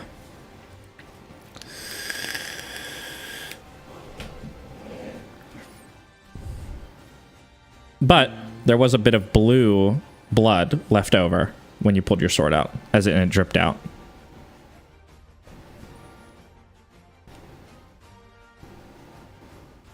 Just reading something real quick. Sure. Also, yes, Paul and Austin, you guys were both right. It was a Kelpie. And Austin even said to you, bro has fought this in Final Fantasy 14 and doesn't even know SMH. Have I fought this in Final Fantasy 14? I don't remember them ever using, like... Not to bring it too off track, but... Yeah, I don't know. Yeah. In D&D, they're literally made of kelp.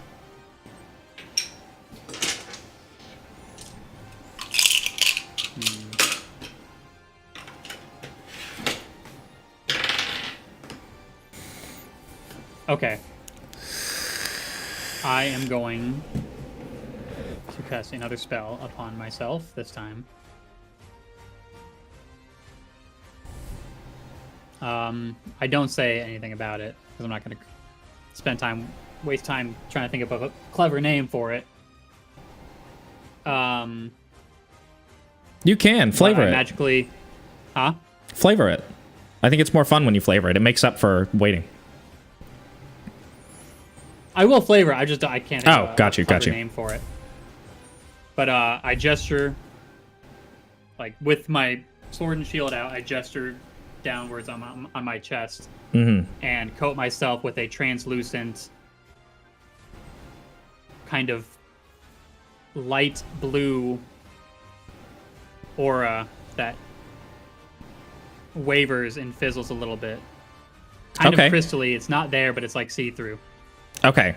Very... Like there's a cold blue energy around. Almost like looking through a stained glass. But it's moving in front of you. And I will drop that in for you so you can see what it is. And what's the name of this spell? Oh, Armor of Agathis. Got it. Okay, 5 temporary hit points if a creature hits you with a melee attack. But the creature takes 5 cold damage. It's as a second 10. level. Yes. Great. Level. Okay. All right. I will go ahead and make sure to tick that off. My Pact Magic, second level. Great. Okay. Do you have a second action? Are you able to attack again? No, when you can only attack twice when you do an attack action. Got it. If you cast a spell, you can't also just attack as well. So that's it. That's my turn. Got it. So the Kelpie is going to. Sorry, can you add the temporary hit points on the combat tracker? I don't know if I can, or how to do that. Under temp, I think I can add 5. Oh wait, it's 10. Remember? Oh yeah, 10. But there you go. Yeah, 10. I can do it on my end. It's just dark blue. It's fucking hard to see. Oh, on mine it's light blue. You may be able to change colors somewhere. In the character sheet down at the bottom, it's like a really dark blue. Oh yeah, I see that. That's really hard to see. I'm looking on the combat tracker. It shows up a lot nicer. It does. Okay, the Kelpie is going to blindly jump towards you out onto the ship. He's actually going to attempt to jump over you, move over you onto the other side of you. So you get an attack of opportunity on him as he jumps, if you'd like to. Mm-hmm.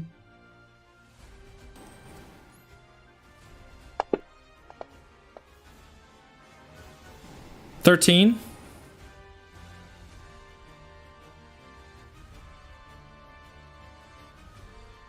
Sure. What would you like to do? You said he's jumping over me? Mm-hmm. Make sure you Onto tell the me ship, or, before like, you... over me? Try and build a habit to Yeah. tell me before you roll, too. I was waiting for you to tell me if it hit or not. Yeah, but you definitely need to let me know what you're trying to do so I can let you know how it turns out. Okay, I will. How is he jumping over me again, you said? Directly overhead. Okay. So, like, trying to get over the ship to the other side or onto the ship? Onto the ship. He's jumping literally Onto the directly ship? over you to get behind you. While Well, if maintaining he's his jumping- distance to Lancer. Oh, interesting. Well, then I sweep up and swipe at his belly. Or her belly. Its belly. Its belly. Yeah. Okay. Yeah, 13 to hit. Go ahead, roll for damage. Your Fucking sick. Your sword cleaves through the air, and when it slices through, you feel almost no resistance. It cuts the chest of this Kelpie open and leaves a massive gash that begins to leak blue. I took 12 damage. Okay. What does the status say now? Healthy. Still? Yeah. That's really weird. It be bloodied. It's absolutely bloodied. Let me close this and reopen it. Yeah, I'm definitely going to check at some point as well how that's Says meant healthy. to work. Yeah, I don't know. I'll have to look into that. I can't see that at all on my end, so. Okay. Maybe it's only considered, like, damage when it gets really low. It's going to use its flee ability. And as a reaction, it's going to move away from you at a distance equal to its speed, which in this case... Oh, I'm sorry. It can't. Its speed is 0 when I hit it. You're so right. You're so right, Kyle. You know that? I know that.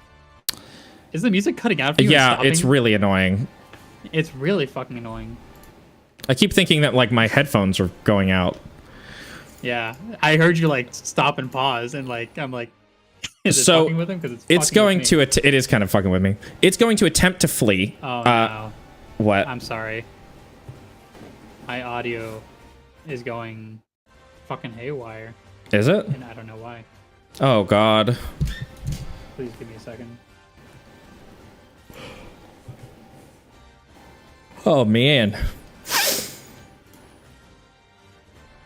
Kyle's going crazy, y'all.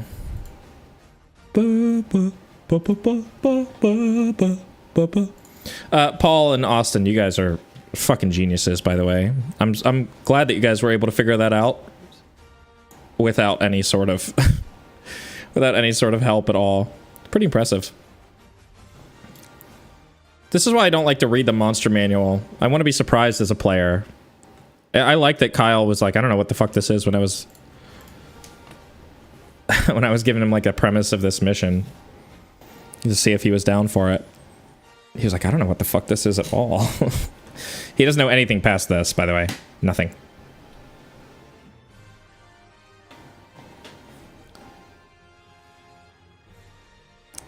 Is your audio doing good now? You finally able to hear us? I'm gonna take that as a no. It's weird, right? I have to look to the left to look at where Kyle is on my monitor over here. But on OBS, he's to this side of me. So I'm like looking away from him every time. It's really weird. I have OBS open all the way over on that monitor, and if I'm looking at OBS, it looks like I'm looking at Kyle. Didn't even know it was in the monster manual. I actually didn't know they were in the monster manual either, but you guys are saying that just from the description of that creature, Cool. Okay. That's good to know. Yeah, I don't rely on whether or not something's in the monster manual. I just like grab interesting creatures from different places. So. Fixed on my end. Oh, there you go. You're good? You're back now? Yeah, it was just really weird. Okay. The music seems to have stabilized too. I'll explain it. Okay, where were we? Oh. Kelpie can't move. Cannot move. So it attempts to flee, and when it does, its legs kind of give out, and it whinnies as the kelp holding onto Lancer's arm starts to let go a bit. It is seemingly dying. It is your turn. Looks healthy to me. All right.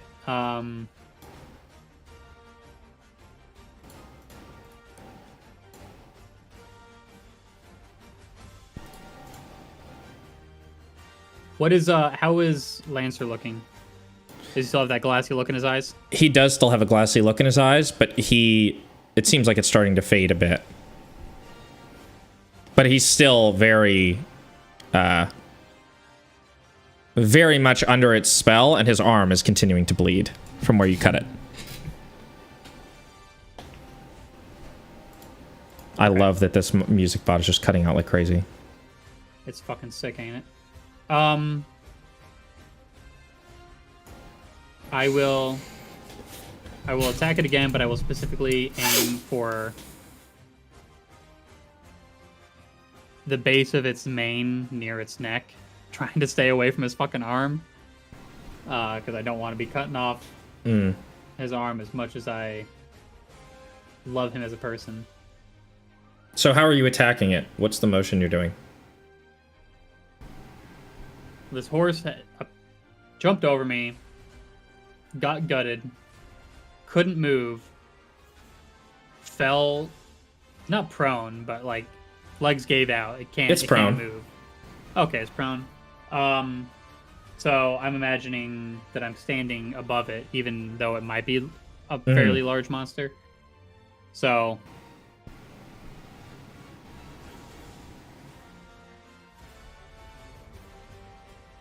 I don't like how much you're picturing it. You don't like how much I'm picturing it? No, I'm just kidding. Go ahead. What do you mean? So I'm standing over it. Maybe I go ahead and take a step over it so it's in between my legs, and I fucking like golf swing it, try to hack at its neck. Great. I really like that. Go ahead and roll. With two advantage. Hands, by the way. I will be doing 2 hands. With advantage. Up. Oop. Don't want to roll that. Hold on.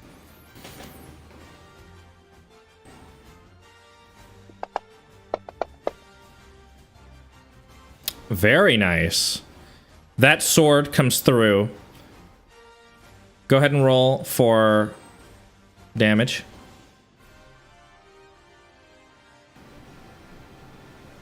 Okay, I gotta figure out, because it's a versatile weapon,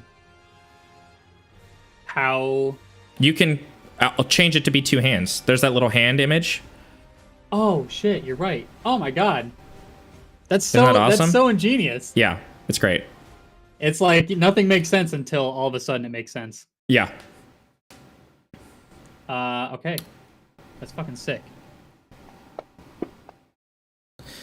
This Kelpie's head, you can change the music. This Kelpie's head comes clean off its body. It lets out a final, sickening, wet whinny and collapses limp back into its natural form, which is a bundle of seaweed. The moment that I am aware that the conflict is over, I rush over and use lay on hands. Oops. Yeah, actually, I think that's just it. Just 5 hit points. I don't remember how lay on hands works. Haven't used it in a while. His arm goes back to normal, and his eyes are no longer cloudy. Real quick, just to let you know, you can see where the Kelpie was. Is a small sack as well as a flail that I just sent over to you. Sack has 500 silver pieces in it. And the flail should have also come over to you. Moving stuff around, looking at it.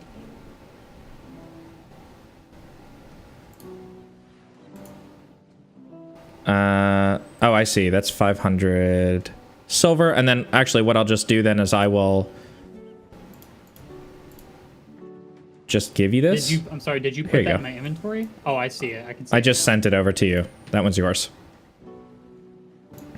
Freaking sweet. It also has the value. You can get 50% of it ish if you sell it. Most merchants tend to buy things for you at 50% of their value. Yeah, they have to turn a profit. Exactly. Otherwise they won't be in business. That's what the Kelpie leaves behind. Lancer, once he has the kelp off of his arm and you have laid hands on him, he comes back with a jolt and goes, "Oh, you saved me, Gerard. I can't thank you enough." He grabs your What are hand. friends for? He grabs your hand and shakes it. "I don't know if I would have survived that if not for you, Gerard. I'll be sure that you're handsomely rewarded upon a return to Coria."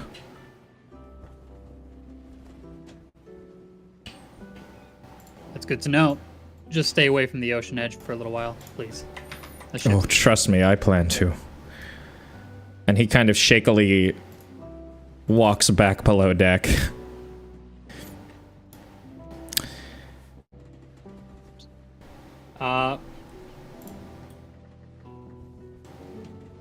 I was gonna say, the ship's moving. They're fucking long gone. I was gonna ask her to look over and see if there was any sign of the two other deckhands that got Gone. yeeted by themselves overboard. Totally Gone. The second that they disappeared under the froth, they were never seen again. They're gone. Don't take me out of it, man. I'm starting to get into it. I'm sorry. Do you have anything else you'd like to do before you continue the journey? The crew, by the way, also seemed to be grateful, but mostly shaken up. Not as involved. They kind of are now trying to speak amongst themselves. You see a few of them consoling each other. Apparently the two that were lost were relatively popular on the crew. Yikes. That sucks. Application question. The mace you sent over. Mm-hmm. I saw it was called, I don't know, something mace. A really nice mace. Masterwork. Premium mace. Masterwork mace. Now it's just called new item. Like, I saw it change before my eyes. Like a couple minutes ago. Let me look. The rarity, mundane, cost 315 GP. That's all the same. But maybe you were like in the middle of typing and you, I don't know, clicked away. Is that it? Masterwork heavy flail. That's it. Yep. There we go. I locked that as well, so. Okay, yeah, it didn't change back, so it's good now. Okay. All right. And I will put that in my inventory. And one of the crew comes up to you. One of the deckhands. He says, "That was amazing. What was your name?"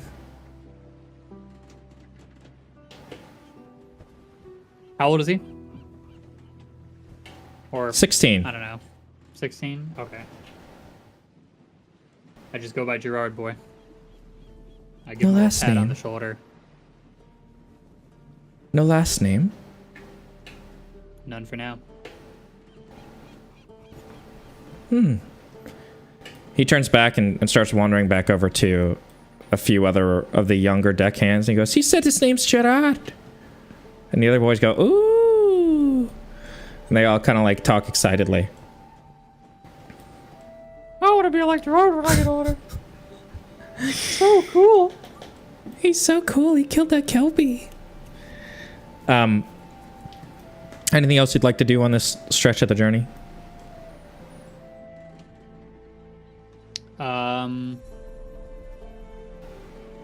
Just rest and be ready for the next encounter, should one come.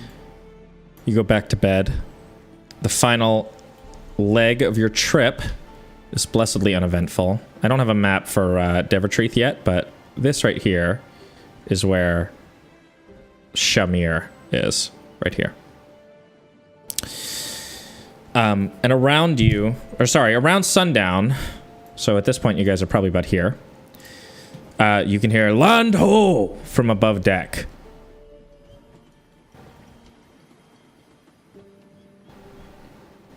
I come onto deck. I'm sorry. I feel like I always miss this, and you probably already say it. What time? You're around sundown. Around sundown. Okay, so we're getting ready for bed. Gotcha. If I hear land ho, then I probably would start gathering my things together. What little things that I bring with me on the journey? Is that a question, or are you saying the few things that you brought? Oh, okay. Yes, the what little things I brought with me. Got it. Okay. For some reason, I thought you were asking. As you emerge from below deck with your items, the first thing that you notice is the calm breeze, which carries a slight chill at your back. Behind you, dark clouds have begun to form in the sky, and you can smell the coming rain in the air. Many of the crewmen have already begun their work to make landfall.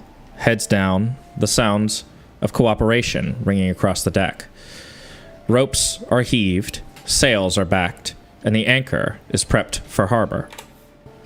As the ship gets closer to land, you can see that the port is relatively small. I'm actually going to bring up these photos, by the way. There it is.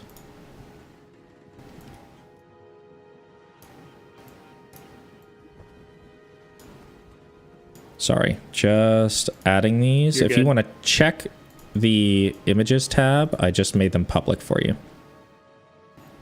If you need me to, I can send them. Oh, shit! Are you kidding? I can add maps.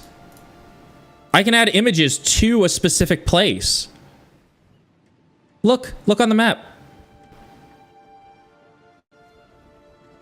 Look on the map. Oh, what? Hold on. Where? What map? Where? Look on the main. I'm sorry. On the world map. I'm looking. I see your little circle thing. Do you see above that the little pins? I do not. Let me close it and wait. Shortcut view mode? No. They are shortcuts. Yeah, they are shortcuts. Yeah, but I make all links shareable. Well, here you go. How about that? The pins. Yeah, they had to be shared. Shamir's Shamir Square, Shamir Landscape, Pink Tree Cottage on the river. Yeah, this is just like the mood board for that area. I can literally add these so that they're pinned to a specific place. This is fucking sick. So if I click Shamir Square, yeah. Shamir and here's another up. one. This one is actually probably what you will be needing for right now. The top one here. Or the bottom one now? Yeah. Okay. So I kind of see that in the distance. Yeah. All these are different, like the mood board for Shamir.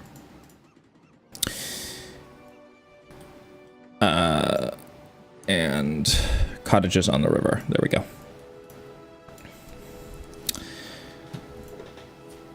The port that you can see is relatively small, and the inlet that you are to pull into advances into the city a ways, allowing for rowboat travel into the main part of the city. The port houses at the shoreline partially obscure your view of the city's inner workings, but many hastily shingled roofs peek over them as if to welcome you themselves. At this time of night, A soft orange light envelops Shamir, and multicolored ember flies are frequently making themselves known. Surrounding the city on either visible side are the softly glowing pink, purple, blue, and teal leaves of the whisper willow trees that are emblematic of Devertreath. In the center of town, a beautiful tree stands approximately 40 feet high, a giant whisper willow with stunning pink leaves that catch the sun as it disappears behind the horizon, adding to the leaves' natural glow. Did you change the audio? I did. Okay. I thought no it idea broke what for a this is gonna second. sound like, though. It's a The little whole quieter city, than the last. it is pretty quiet. I have to turn it up a little. 25 is okay. There we go.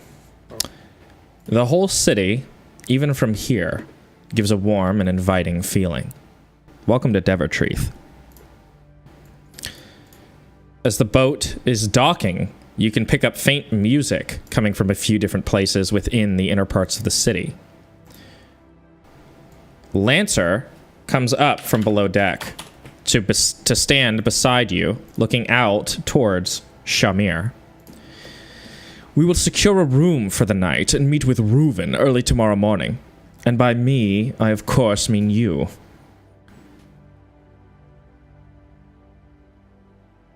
What do you mean? I mean, you expect me to find us an inn? You're the one with the city roots, boy. I'm sure you're better at finding things in a city like this. Have you not been here before? Oh, heavens no. I haven't stepped foot out of Alms Manor in quite some time, let alone to a place like this. I figured you were a well-traveled man. Guess I was wrong.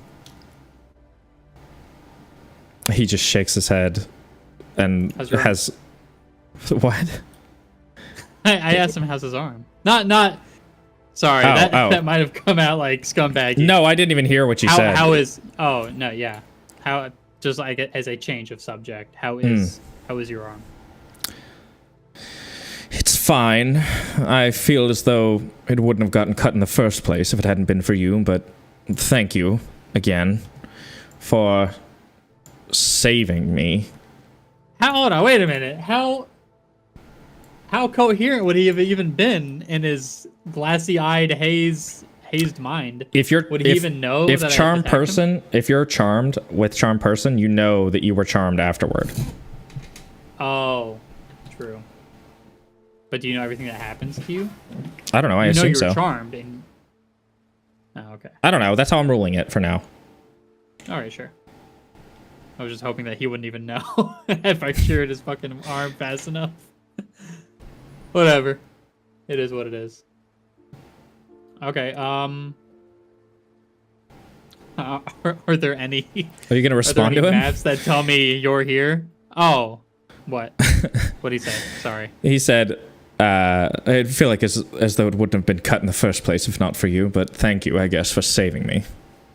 Wouldn't have had to been cut if you had stayed in your room the moment things got hairy.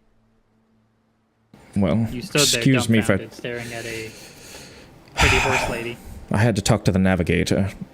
Not that you would know anything about that kind of leadership, but it takes a lot of work to make sure that things stay on schedule.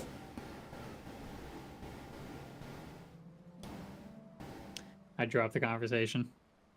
I really don't feel like arguing with them.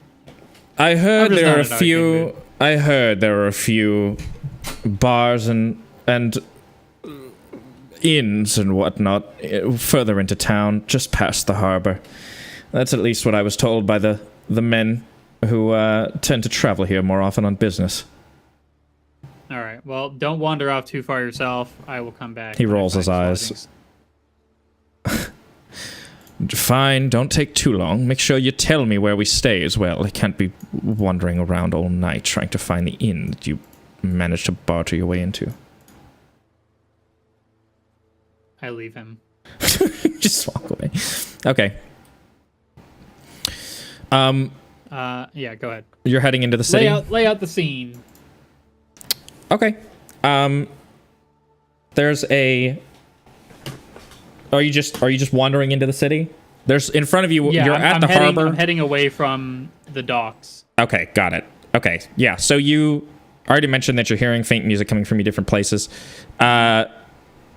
You get past this first row of port houses, and a few streets down, not far into the city, a wooden sign hanging off the side of a building catches your eye. The light of the Emberfly street lamps, because at this point the sun has just set, so it's become very peaceful here. There's not very many civilians out on the streets.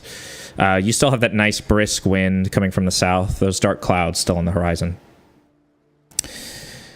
The light of the Emberfly street lamps is bright enough for you to make out vacancy, neatly hand-painted on the right half of that wooden sign, and a painted wooden flap covers the left half of that sign, presumably saying the word no underneath it. There's another sign above the entryway, this one reading, Brooks and Barrow Inn, weary warriors welcome.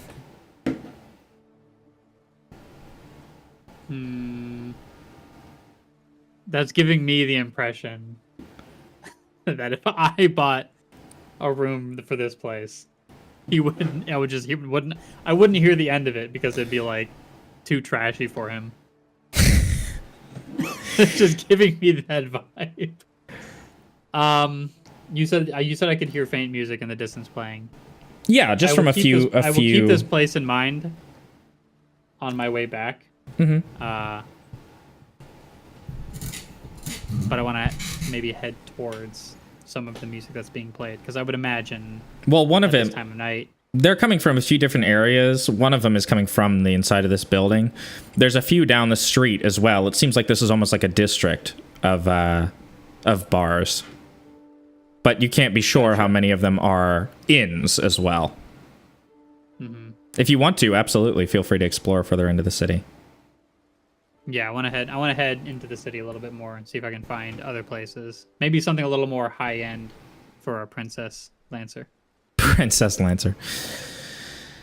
You walk a little further into the city, and a few more streets down on your right is a building that seems incredibly gaudy compared to the buildings around it.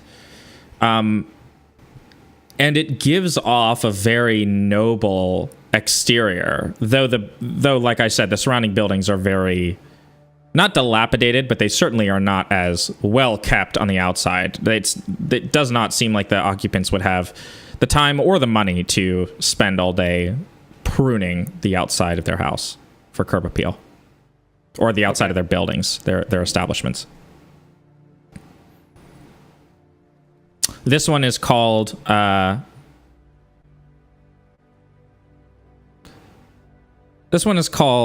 Ember Swallow.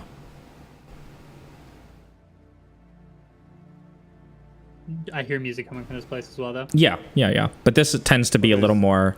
This is mostly vocals. The other one was a good mix of string and some light drumming, but this one tends to be more vocals and not as merry. Very. I don't know. It almost feels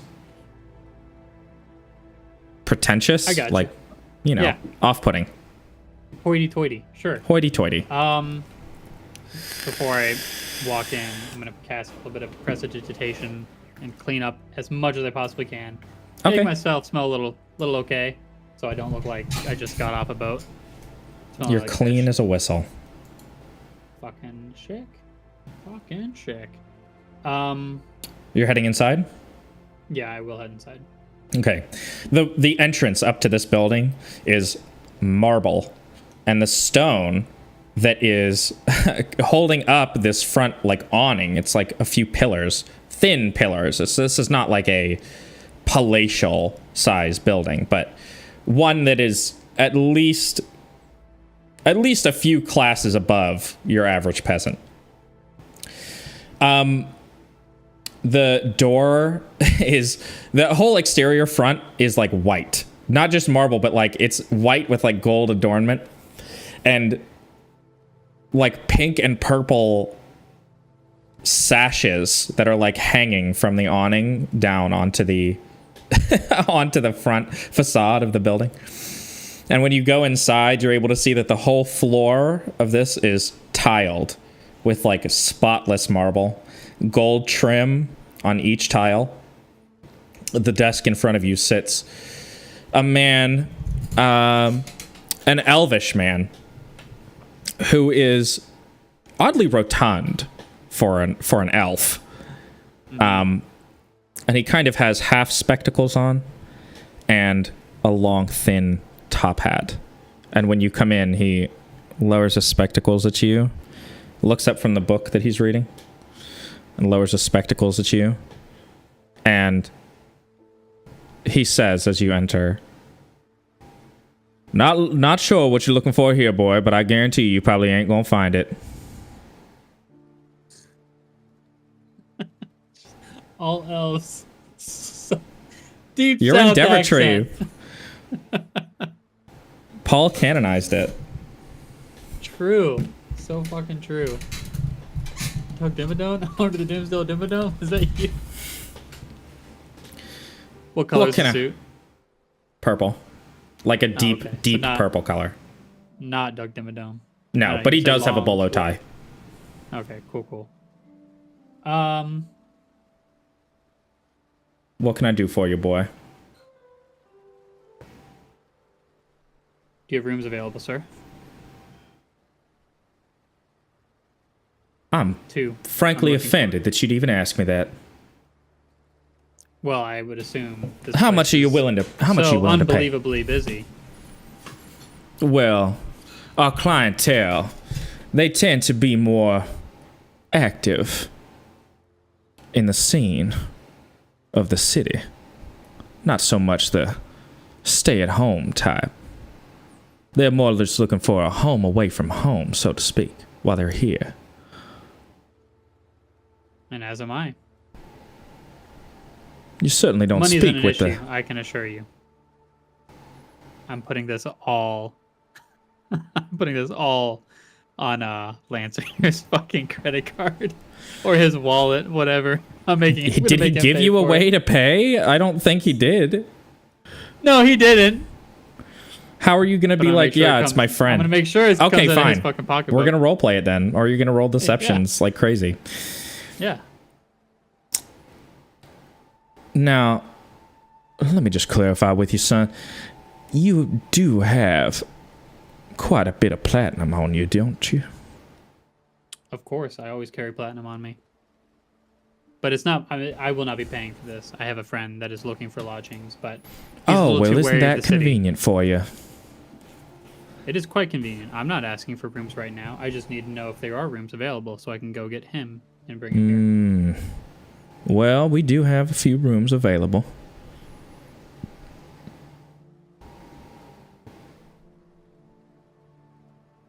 How much? If you have to ask, you can't afford it.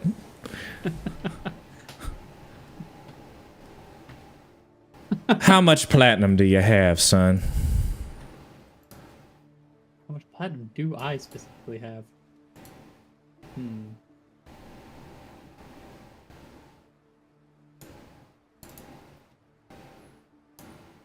I've got 536 platinum. Roll a deception check for me. Are you telling him that? Yeah. Deception check. At least. Oh, so you lost track, did you? It's hard to count that many. And what exactly do you do for work? First, roll this deception check first, before we get into it. Oops.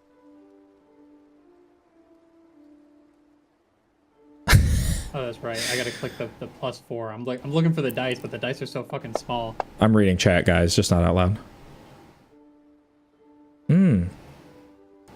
Now, what exactly do you do for work, then? I'm sorry, that's very confidential.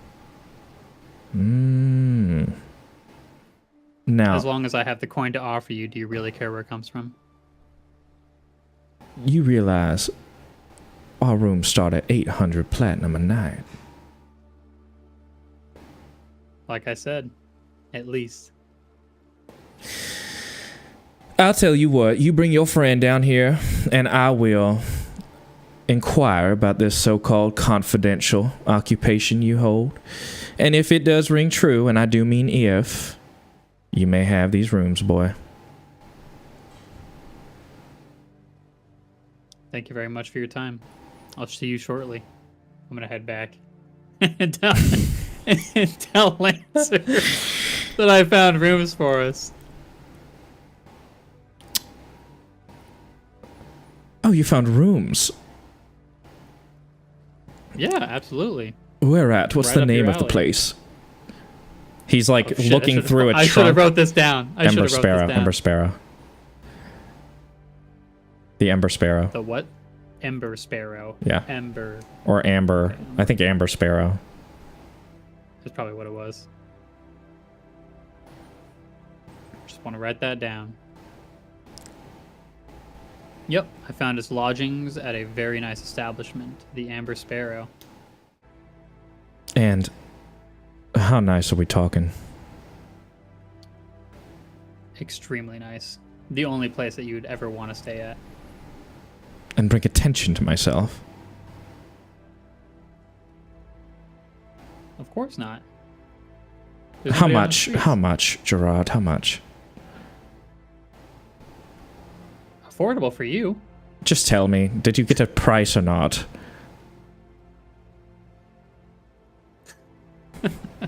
Hang on. Let me think about this.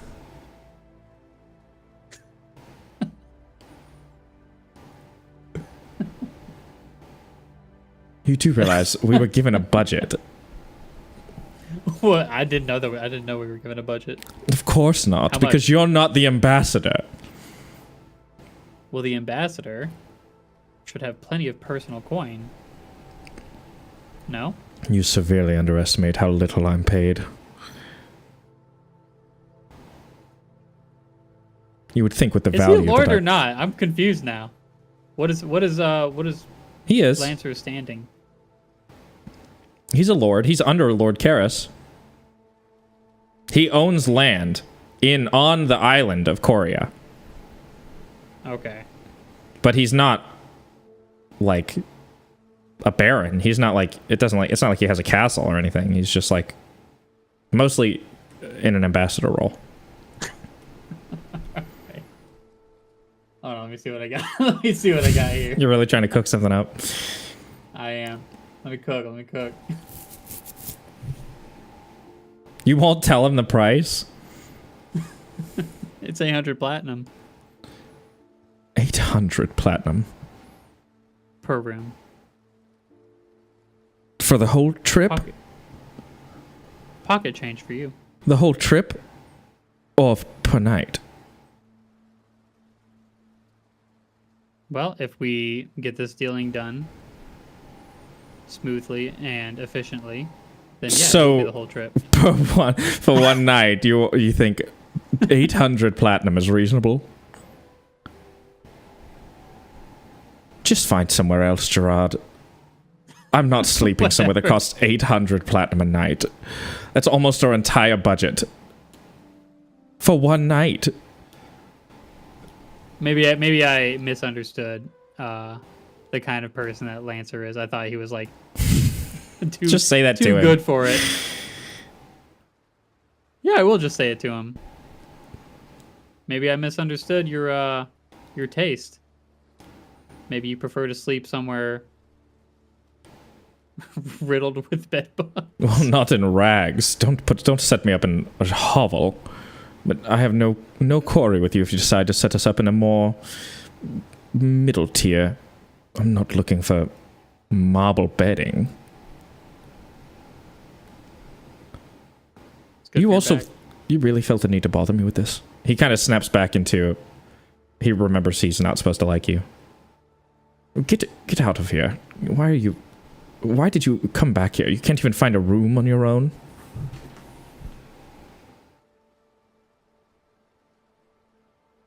I tell him to follow me anyway. If we're gonna go back, we're not going back to that place. We'll just go ahead and go to the other I'm still tavern. trying to go through my things and make sure none of those filthy crewmen stole anything from me. And I You're have such a things. dickhead all the time. I don't think I'm being a dickhead at all. I think I'm actually being quite reasonable. You are always such an ass to everyone, Lancer. No, only to you, Gerard. No, literally to everybody. You just call them, what do you call them, filthy fucking mongrels? Crewmen, I called them crewmen. And they are Filthy objectively filthy. crewmen. They don't bathe for weeks. Neither did we. You, of course, I guess, had prestidigitation, but I, on the other hand, had to sit in filth for ages. I'd like to please get my things in order off the ship, go through them, make sure none of the crewmen went through my things, and bathe and sleep, so we could meet with Reuven in the morning. And I would If you didn't kindly have such an appreciate it. attitude, I would have cast I'm prestidigitation on you. trying. I'm trying, Gerard. You don't understand. I'm really trying here. I would appreciate it, Gerard. They're close. I would appreciate it, Gerard, if you would please find us a room, and I will compensate you. All right, I head back to the weary. The Warriors Brooks and welcome. Barrow. Yeah, Brooks and Barrow is the name of this one. If you want to write it down. I will. Weary Warriors Welcome is just their slogan. I actually thought that was the name of it. No, it's a little slogan underneath. I like that you called Lancer out to his face about being a dick to everybody all the time. Mm-hmm. This is why role-playing is so No interesting. You get to play somebody who's so unlike yourself. No one important that I care about seeing me be, I don't know, professional is around. So if it's like literally just me and him, I'm not gonna care. Yeah, you can take the mask off. Yep. Okay. Sorry. Let me know when you're ready. You're good. Broken Barrows. What is it called again? The Brooks and Barrow Inn. Brooks and Barrow.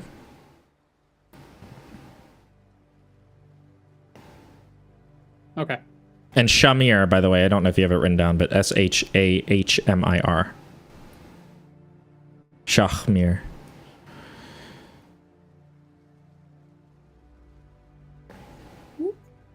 I like it wearing a suit for D&D. No, it's a Like a bathrobe? it's a A flannel. with a little Grim Reaper skeleton dude. Oh, that's peeking out cute. The The closet. pocket. Yeah, closet pocket. It's totally the same thing. Also, Austin, you may have missed it, but Gerard is his full name. He dropped the ending. That's my first middle and last name. They call me Gerard. And they have to say it 3 times because they get so scared they start to stammer. But my friends just call me Gerard. My friends just call me Gerard. But you can call me Gerard. Gerard,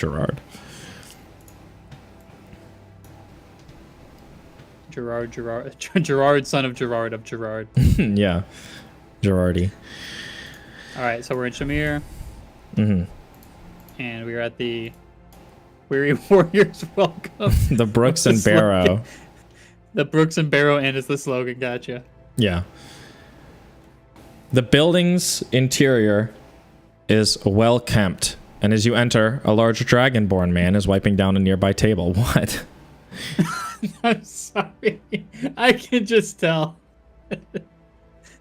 that you really just wanted me to go back to this place because you're like, I don't want to fucking come up with some fucking No, I definitely bullshit. would have. I absolutely would have. I was like planning it out. I have a couple. I have contingencies. Don't worry. I literally have stuff written for everything in this place. So I just don't have as much detail for some things. I gotcha. The building's interior is well kept, and as you enter, a large dragonborn man is wiping down a nearby table. Sitting at the others are a variety of people, mostly elves, talking at a very respectable volume. They pay you no mind as you enter, but the Dragonborn notices you. He looks up at you, and his eyes light up as he shouts towards a doorway behind the bar. A doorway behind the bar with a smile. Corin, hurry up with that cask. We've got a guest. He stuffs his cleaning rag into the front pocket of his apron, wipes his hands with a bit of loose material below the cinch around his waist, and walks over to you.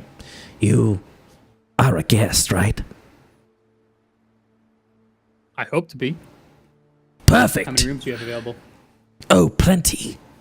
This time of year, we have many rooms available. Ooh. Do you have any bunks? We do. Traveling I'll take with one. a companion. Yes, I'll take one room with a bunk, please. Okay. He walks over Okay. towards the bar. Okay. And as he walks over toward the bar, a lighter male voice can be heard from the back room. A lighter male voice. A muffled reply to the Dragonborn, who lightly shakes his head in a knowing but loving way. I'm sorry. He kind of says as he's walking with you toward the bar.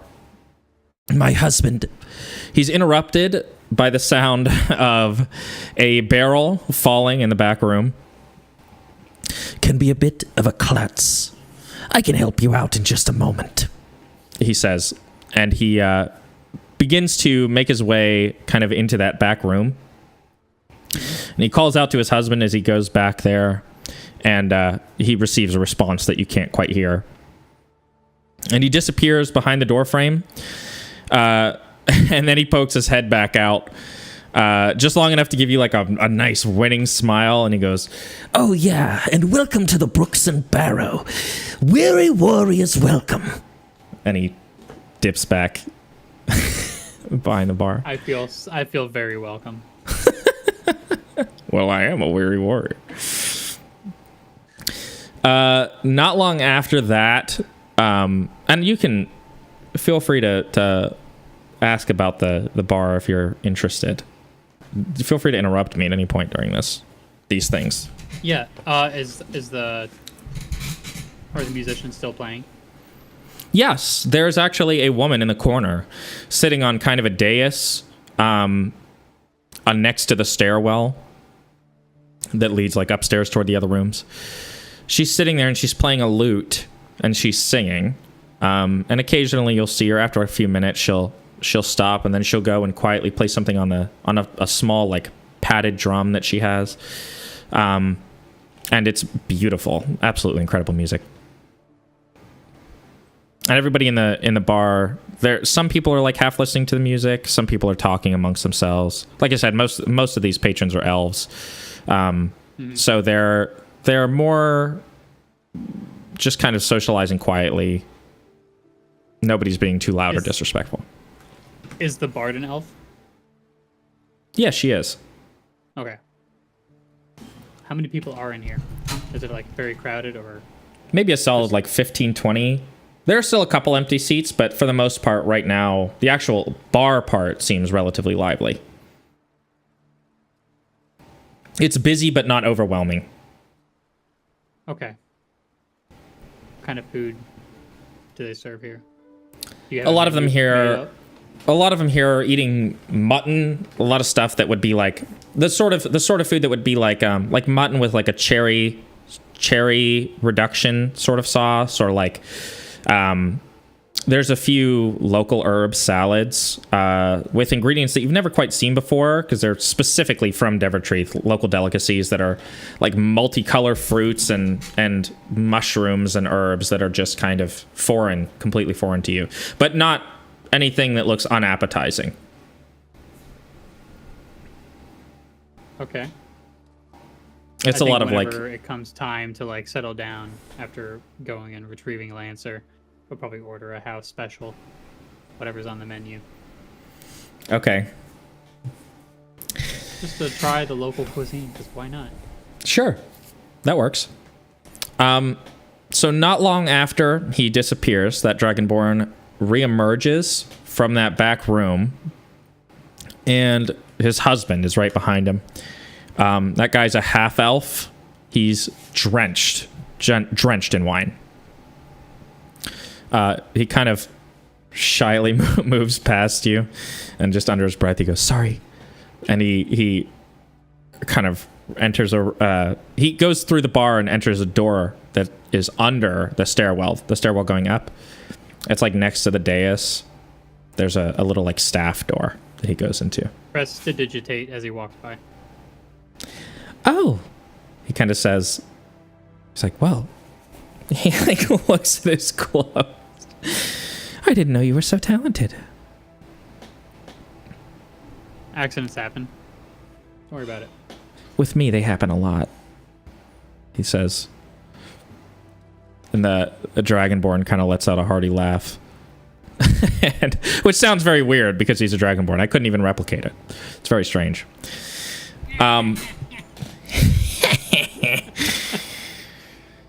The Dragonborn turns to you and says, Wow, I really appreciate it. I'm so sorry. I'm sorry again. I'm Kenshi, and that's Corin. And we run the Brooks and Barrow Inn. What can I do for you? You said you needed a room. Yes, Kenshi. Preferably one room with a bunk, please. give yourself inspiration, by the way, for prestidigitating. Oh, freaking sweet. Let me see where the hell that is. Is that on main? Yeah, it says insp, I think, up at the top. Yes, I am checked. Oh, I got a little symbol next to my name now, too. Yeah. I feel inspired. Yes, we have a few beds available. The ones with the bunks are all facing the street, so they have a wonderful view of the rest of town. The price starts at 5 gold, but for you, I guess we'll bring it down to 3 as thanks for helping Corin. That's per night. How long do you plan to stay? Well, not quite sure yet. Really depends on how our business pans out while we are staying. It could be a few nights. It could be one night. But I will make sure to pay you each and every morning as I need to whenever I figure out more information later on. I accept that. I can take your first night's room payment if you're ready. Yeah, sure. I hand him the gold. Cool. He'll hand you a key to the room. Actually, You said you're working with a companion, yes? Does he need a key as well? No, I think just one key is fine. you can say that. All right. We'll let him know that if he needs one, he can just ask and we'll give him a spare.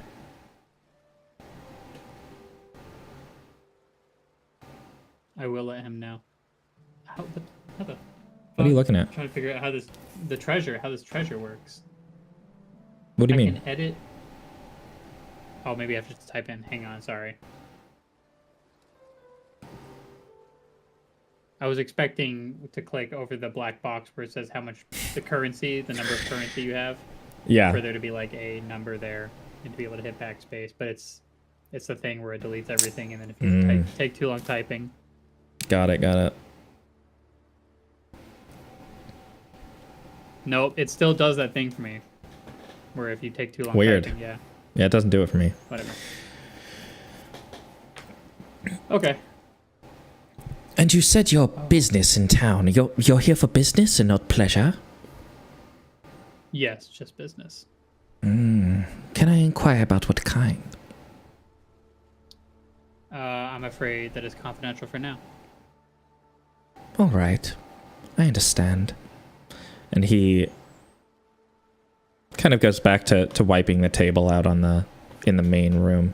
And Corin kind of has disappeared by now while you were talking to Kenshi. Okay. All right, well, I'm going to head out of the Brooks and Burrows Inn and head back to the dock. Gather up my best friend. Sure. You I'm are able to... taking the top bunk. Okay. You head back and Lancer says, Gerard, so I assume you found a better place of lodging for us? Yes, very affordable. Even got us a discount. Not 800 to 500 platinum, I hope. No. It's 5 gold a night. Okay, that's much more reasonable. And where is this inn? I've finally finished collecting my things, so you can show me the way. Just right this way. I lead him there. We head Cool. back. He heads there, and you guys head there, and he sees it, and he's like, very respectable. 5 gold for this. Yeah, not bad, right? Yeah, it's actually not bad at all. Good job, Gerard. And he slaps you on the shoulder lightly. You know what I'm doing, right? No? You're about to try and ask him No? for 5 gold every night? Is that what you're going to do? Make a profit? You're going to, like, drop ship Yeah. this guy a room? Okay. Hell yeah! Making 2 gold, 2 gold No. every single day. You have my key, he says as you walk up to the building. Not inside yet. Yes, I've got a key right here. And I pulled it up, put it back You in have- my pocket. You have my key. Our key. What do you mean, our key? Where's my I have room? our key. What? I'm trying to save funds. It's okay. Well, we're not destitute. We don't have 800 platinum a night, but we're not destitute. We can afford 2 rooms. In fact, I'd prefer we have 2 rooms. You got 1 room with 1 bed. No. We're gonna be bunk buddies. I'm not sleeping in the same room as you. And he makes for the door. Come on. No. I grab him by the arm. No. We need to go just of me. get this done and get this out of the way. Let go of me. No, I'm not sleeping in a room with you. I don't want to. I had a whole X number of days with a room to myself. 27 days with a room all to myself. And you expect me to all of a sudden bunk with you. I have to share. I'm not going to change in front of you. And you don't have to change in front of me. I don't want you to change in front of me. I'll Well, walk out the room. I don't like this. No, it's only 5 gold. I can afford 5 gold. I'll take it out of my own check. I'll absolutely be able to afford 5 gold. They have spare rooms? I think this is the only I'm asking. He's gonna walk in. He's gonna walk into the Brooks and Barrow and say, "Oh, a lot of elves here. I guess that's to be expected in Devertreath." And he starts to walk up to the bar. Are you still outside? What are you doing? No, I follow him. Behind him. Are you following up to the bar? I'll be probably maybe 3 feet behind him. Okay. When he walks in, the Dragonborn, Kenshi, is still standing behind the bar, and he goes, Welcome to the Brooks and Bear. Oh, it's you! Welcome. Here for a drink? and Not Lancer right now. cuts him off and you off and says, "My good man, I'm asking because I'm sure my friend here made a mistake. We're traveling companions, you see, and we need more than 1 room. You have more than 1 room, right?" And Kenshi looks at you, and he looks back at him. Roll a persuasion check for me.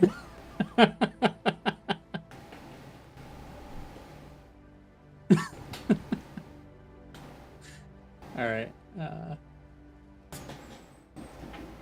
I'm inspired. How does inspiration work again? You get It's advantage. just advantage, right? Yeah. I don't remember if I have to use it first or not. I won't use it. Oh, gotta double click.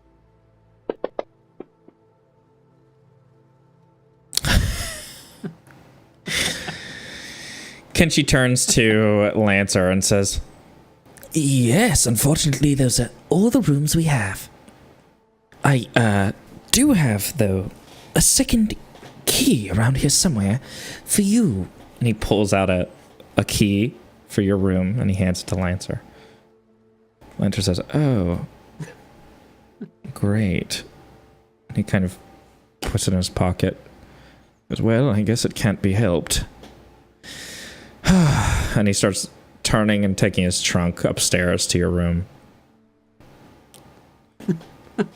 Kenshi gives you a thumbs up back. You're welcome. Bunk buddy. Thank you. Are you heading up to the room? Or what are you doing? You getting something to eat? I'll head up to the room after I order whatever their special is. Oh, a special this year is... We change them out every year. It's a tradition. We've been running for 3 years now, and we haven't gotten sick of a special in a year yet. We have a beautiful cave mushroom salad.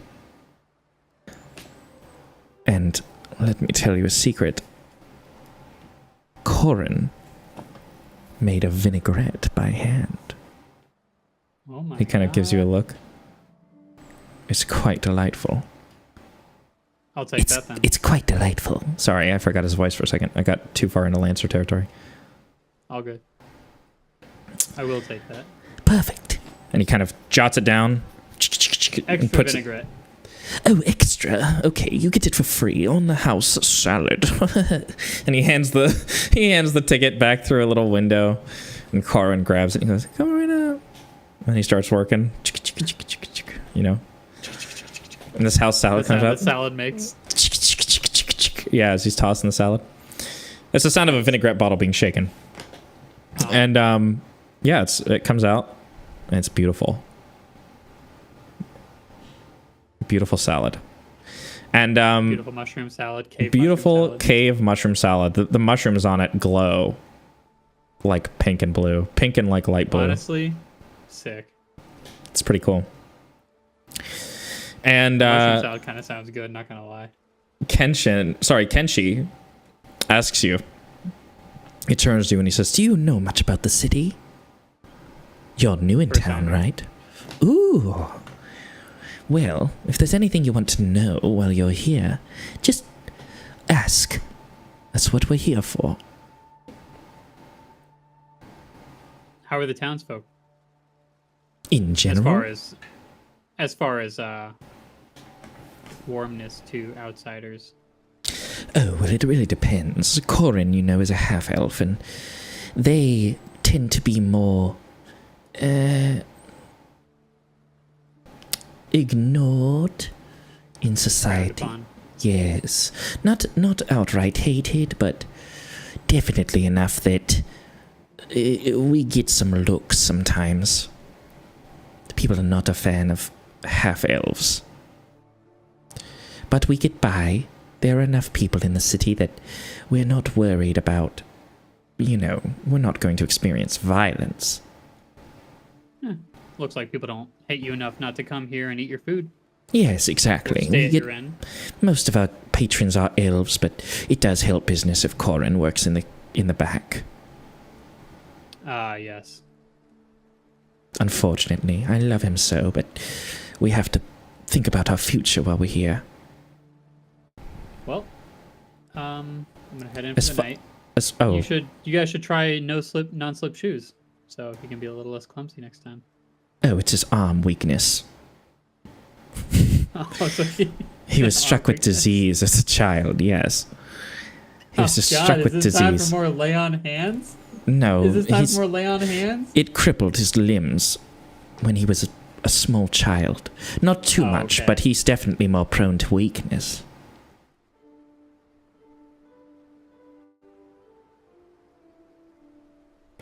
As far as... I can cure a target of one disease. he doesn't have the disease. He had the disease as a kid, and it crippled him, but it affected his muscular strength. Okay. Fuck with his growth. Yeah. As for the people of Shamir, and whether or not they are okay with outsiders such as yourself, well, most of the time I don't have a problem. Most of them don't. But occasionally you may get spit upon. Are you serious? Yes. I think so. If somebody spits on me, we're gonna have a fucking problem. You may just have Out to of ignore character. them. Sorry. Elves are not the best at spitting. So you may not have to deal with them. it may not even reach you. Spit in the wind. It's more of a dribble. It's kind of gross. Just get Walking down the street and getting dribbled at by multiple people. Like they fucking baby drool at me. Yeah. Gross. And you should know. Yeah, the baby drool and the baby diapers are getting worse every time. They all sound like. He's having a conniption fit. I forgot about the baby diapers. Yeah, that was Paul. That's not canon. That's not canon. That is canon. It's important to note that's not canon. He says, and as for other trouble in the city, you may want to be wary of Reuven's guards. They are absolutely not the most diplomatic. They don't tend to give second chances. Duly noted. I'll make sure my compatriot is on his best behavior. You may want to. And I retired to my room for the night. Great. Well. How far are we in? 2 hours and 41 minutes. Dear God, this was our 1 hour mark. This is why I was not sure whether or not how long this is going to take. I don't know.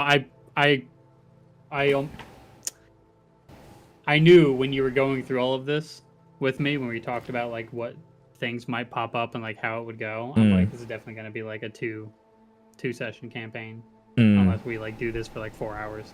Yeah. Which any minute now, Brianna, it's already 6:38. Brianna's going to be like, "Can you go ahead and make dinner now?" So I don't know. I don't know if you want to cut it here and pick it up next time. Let's.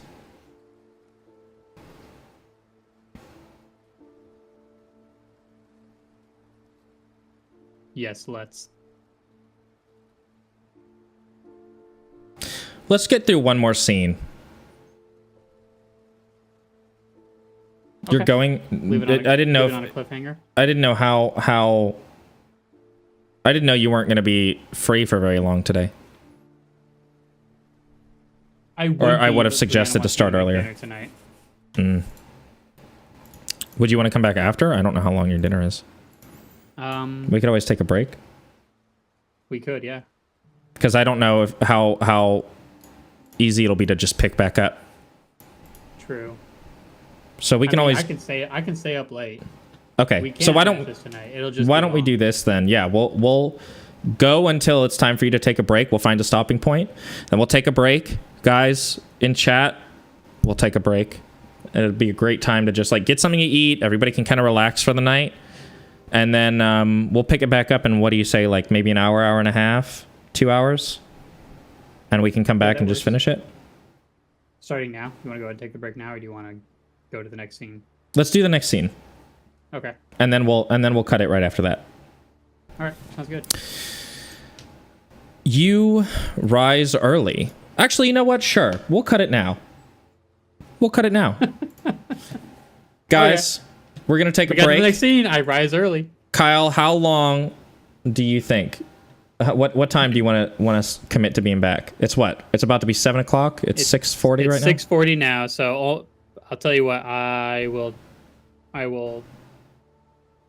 try to be back before 8, and I will set an alarm. And if it's 8 and I'm still not back, I will let you know what's up. Okay, so guys, 8. We're gonna shoot for 8, probably max 8:30, and then we'll come back and finish it. We have maybe, God, dude, I don't know. I can't even predict how long this was gonna be now. But I don't want to lose the momentum of like being in character.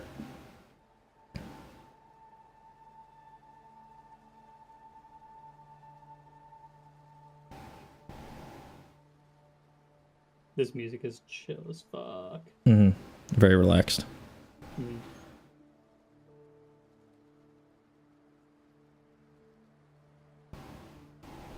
God damn it. I finish filling out my journal a little bit. Well, then I will stop streaming for now. Thank you guys. I hope to see you guys at 8 o'clock. 8 o'clock, 8 o'clock, 8 o'clock. So hour and a half. We're going to take a break. And I will see you guys then, okay? Thank you for being here for now, at least. We hopefully have gotten most of the confusion out of the way in terms of how the shit works. And now we should be able to just be rocking on. Keep on keeping on. So I will see you guys then. Bye.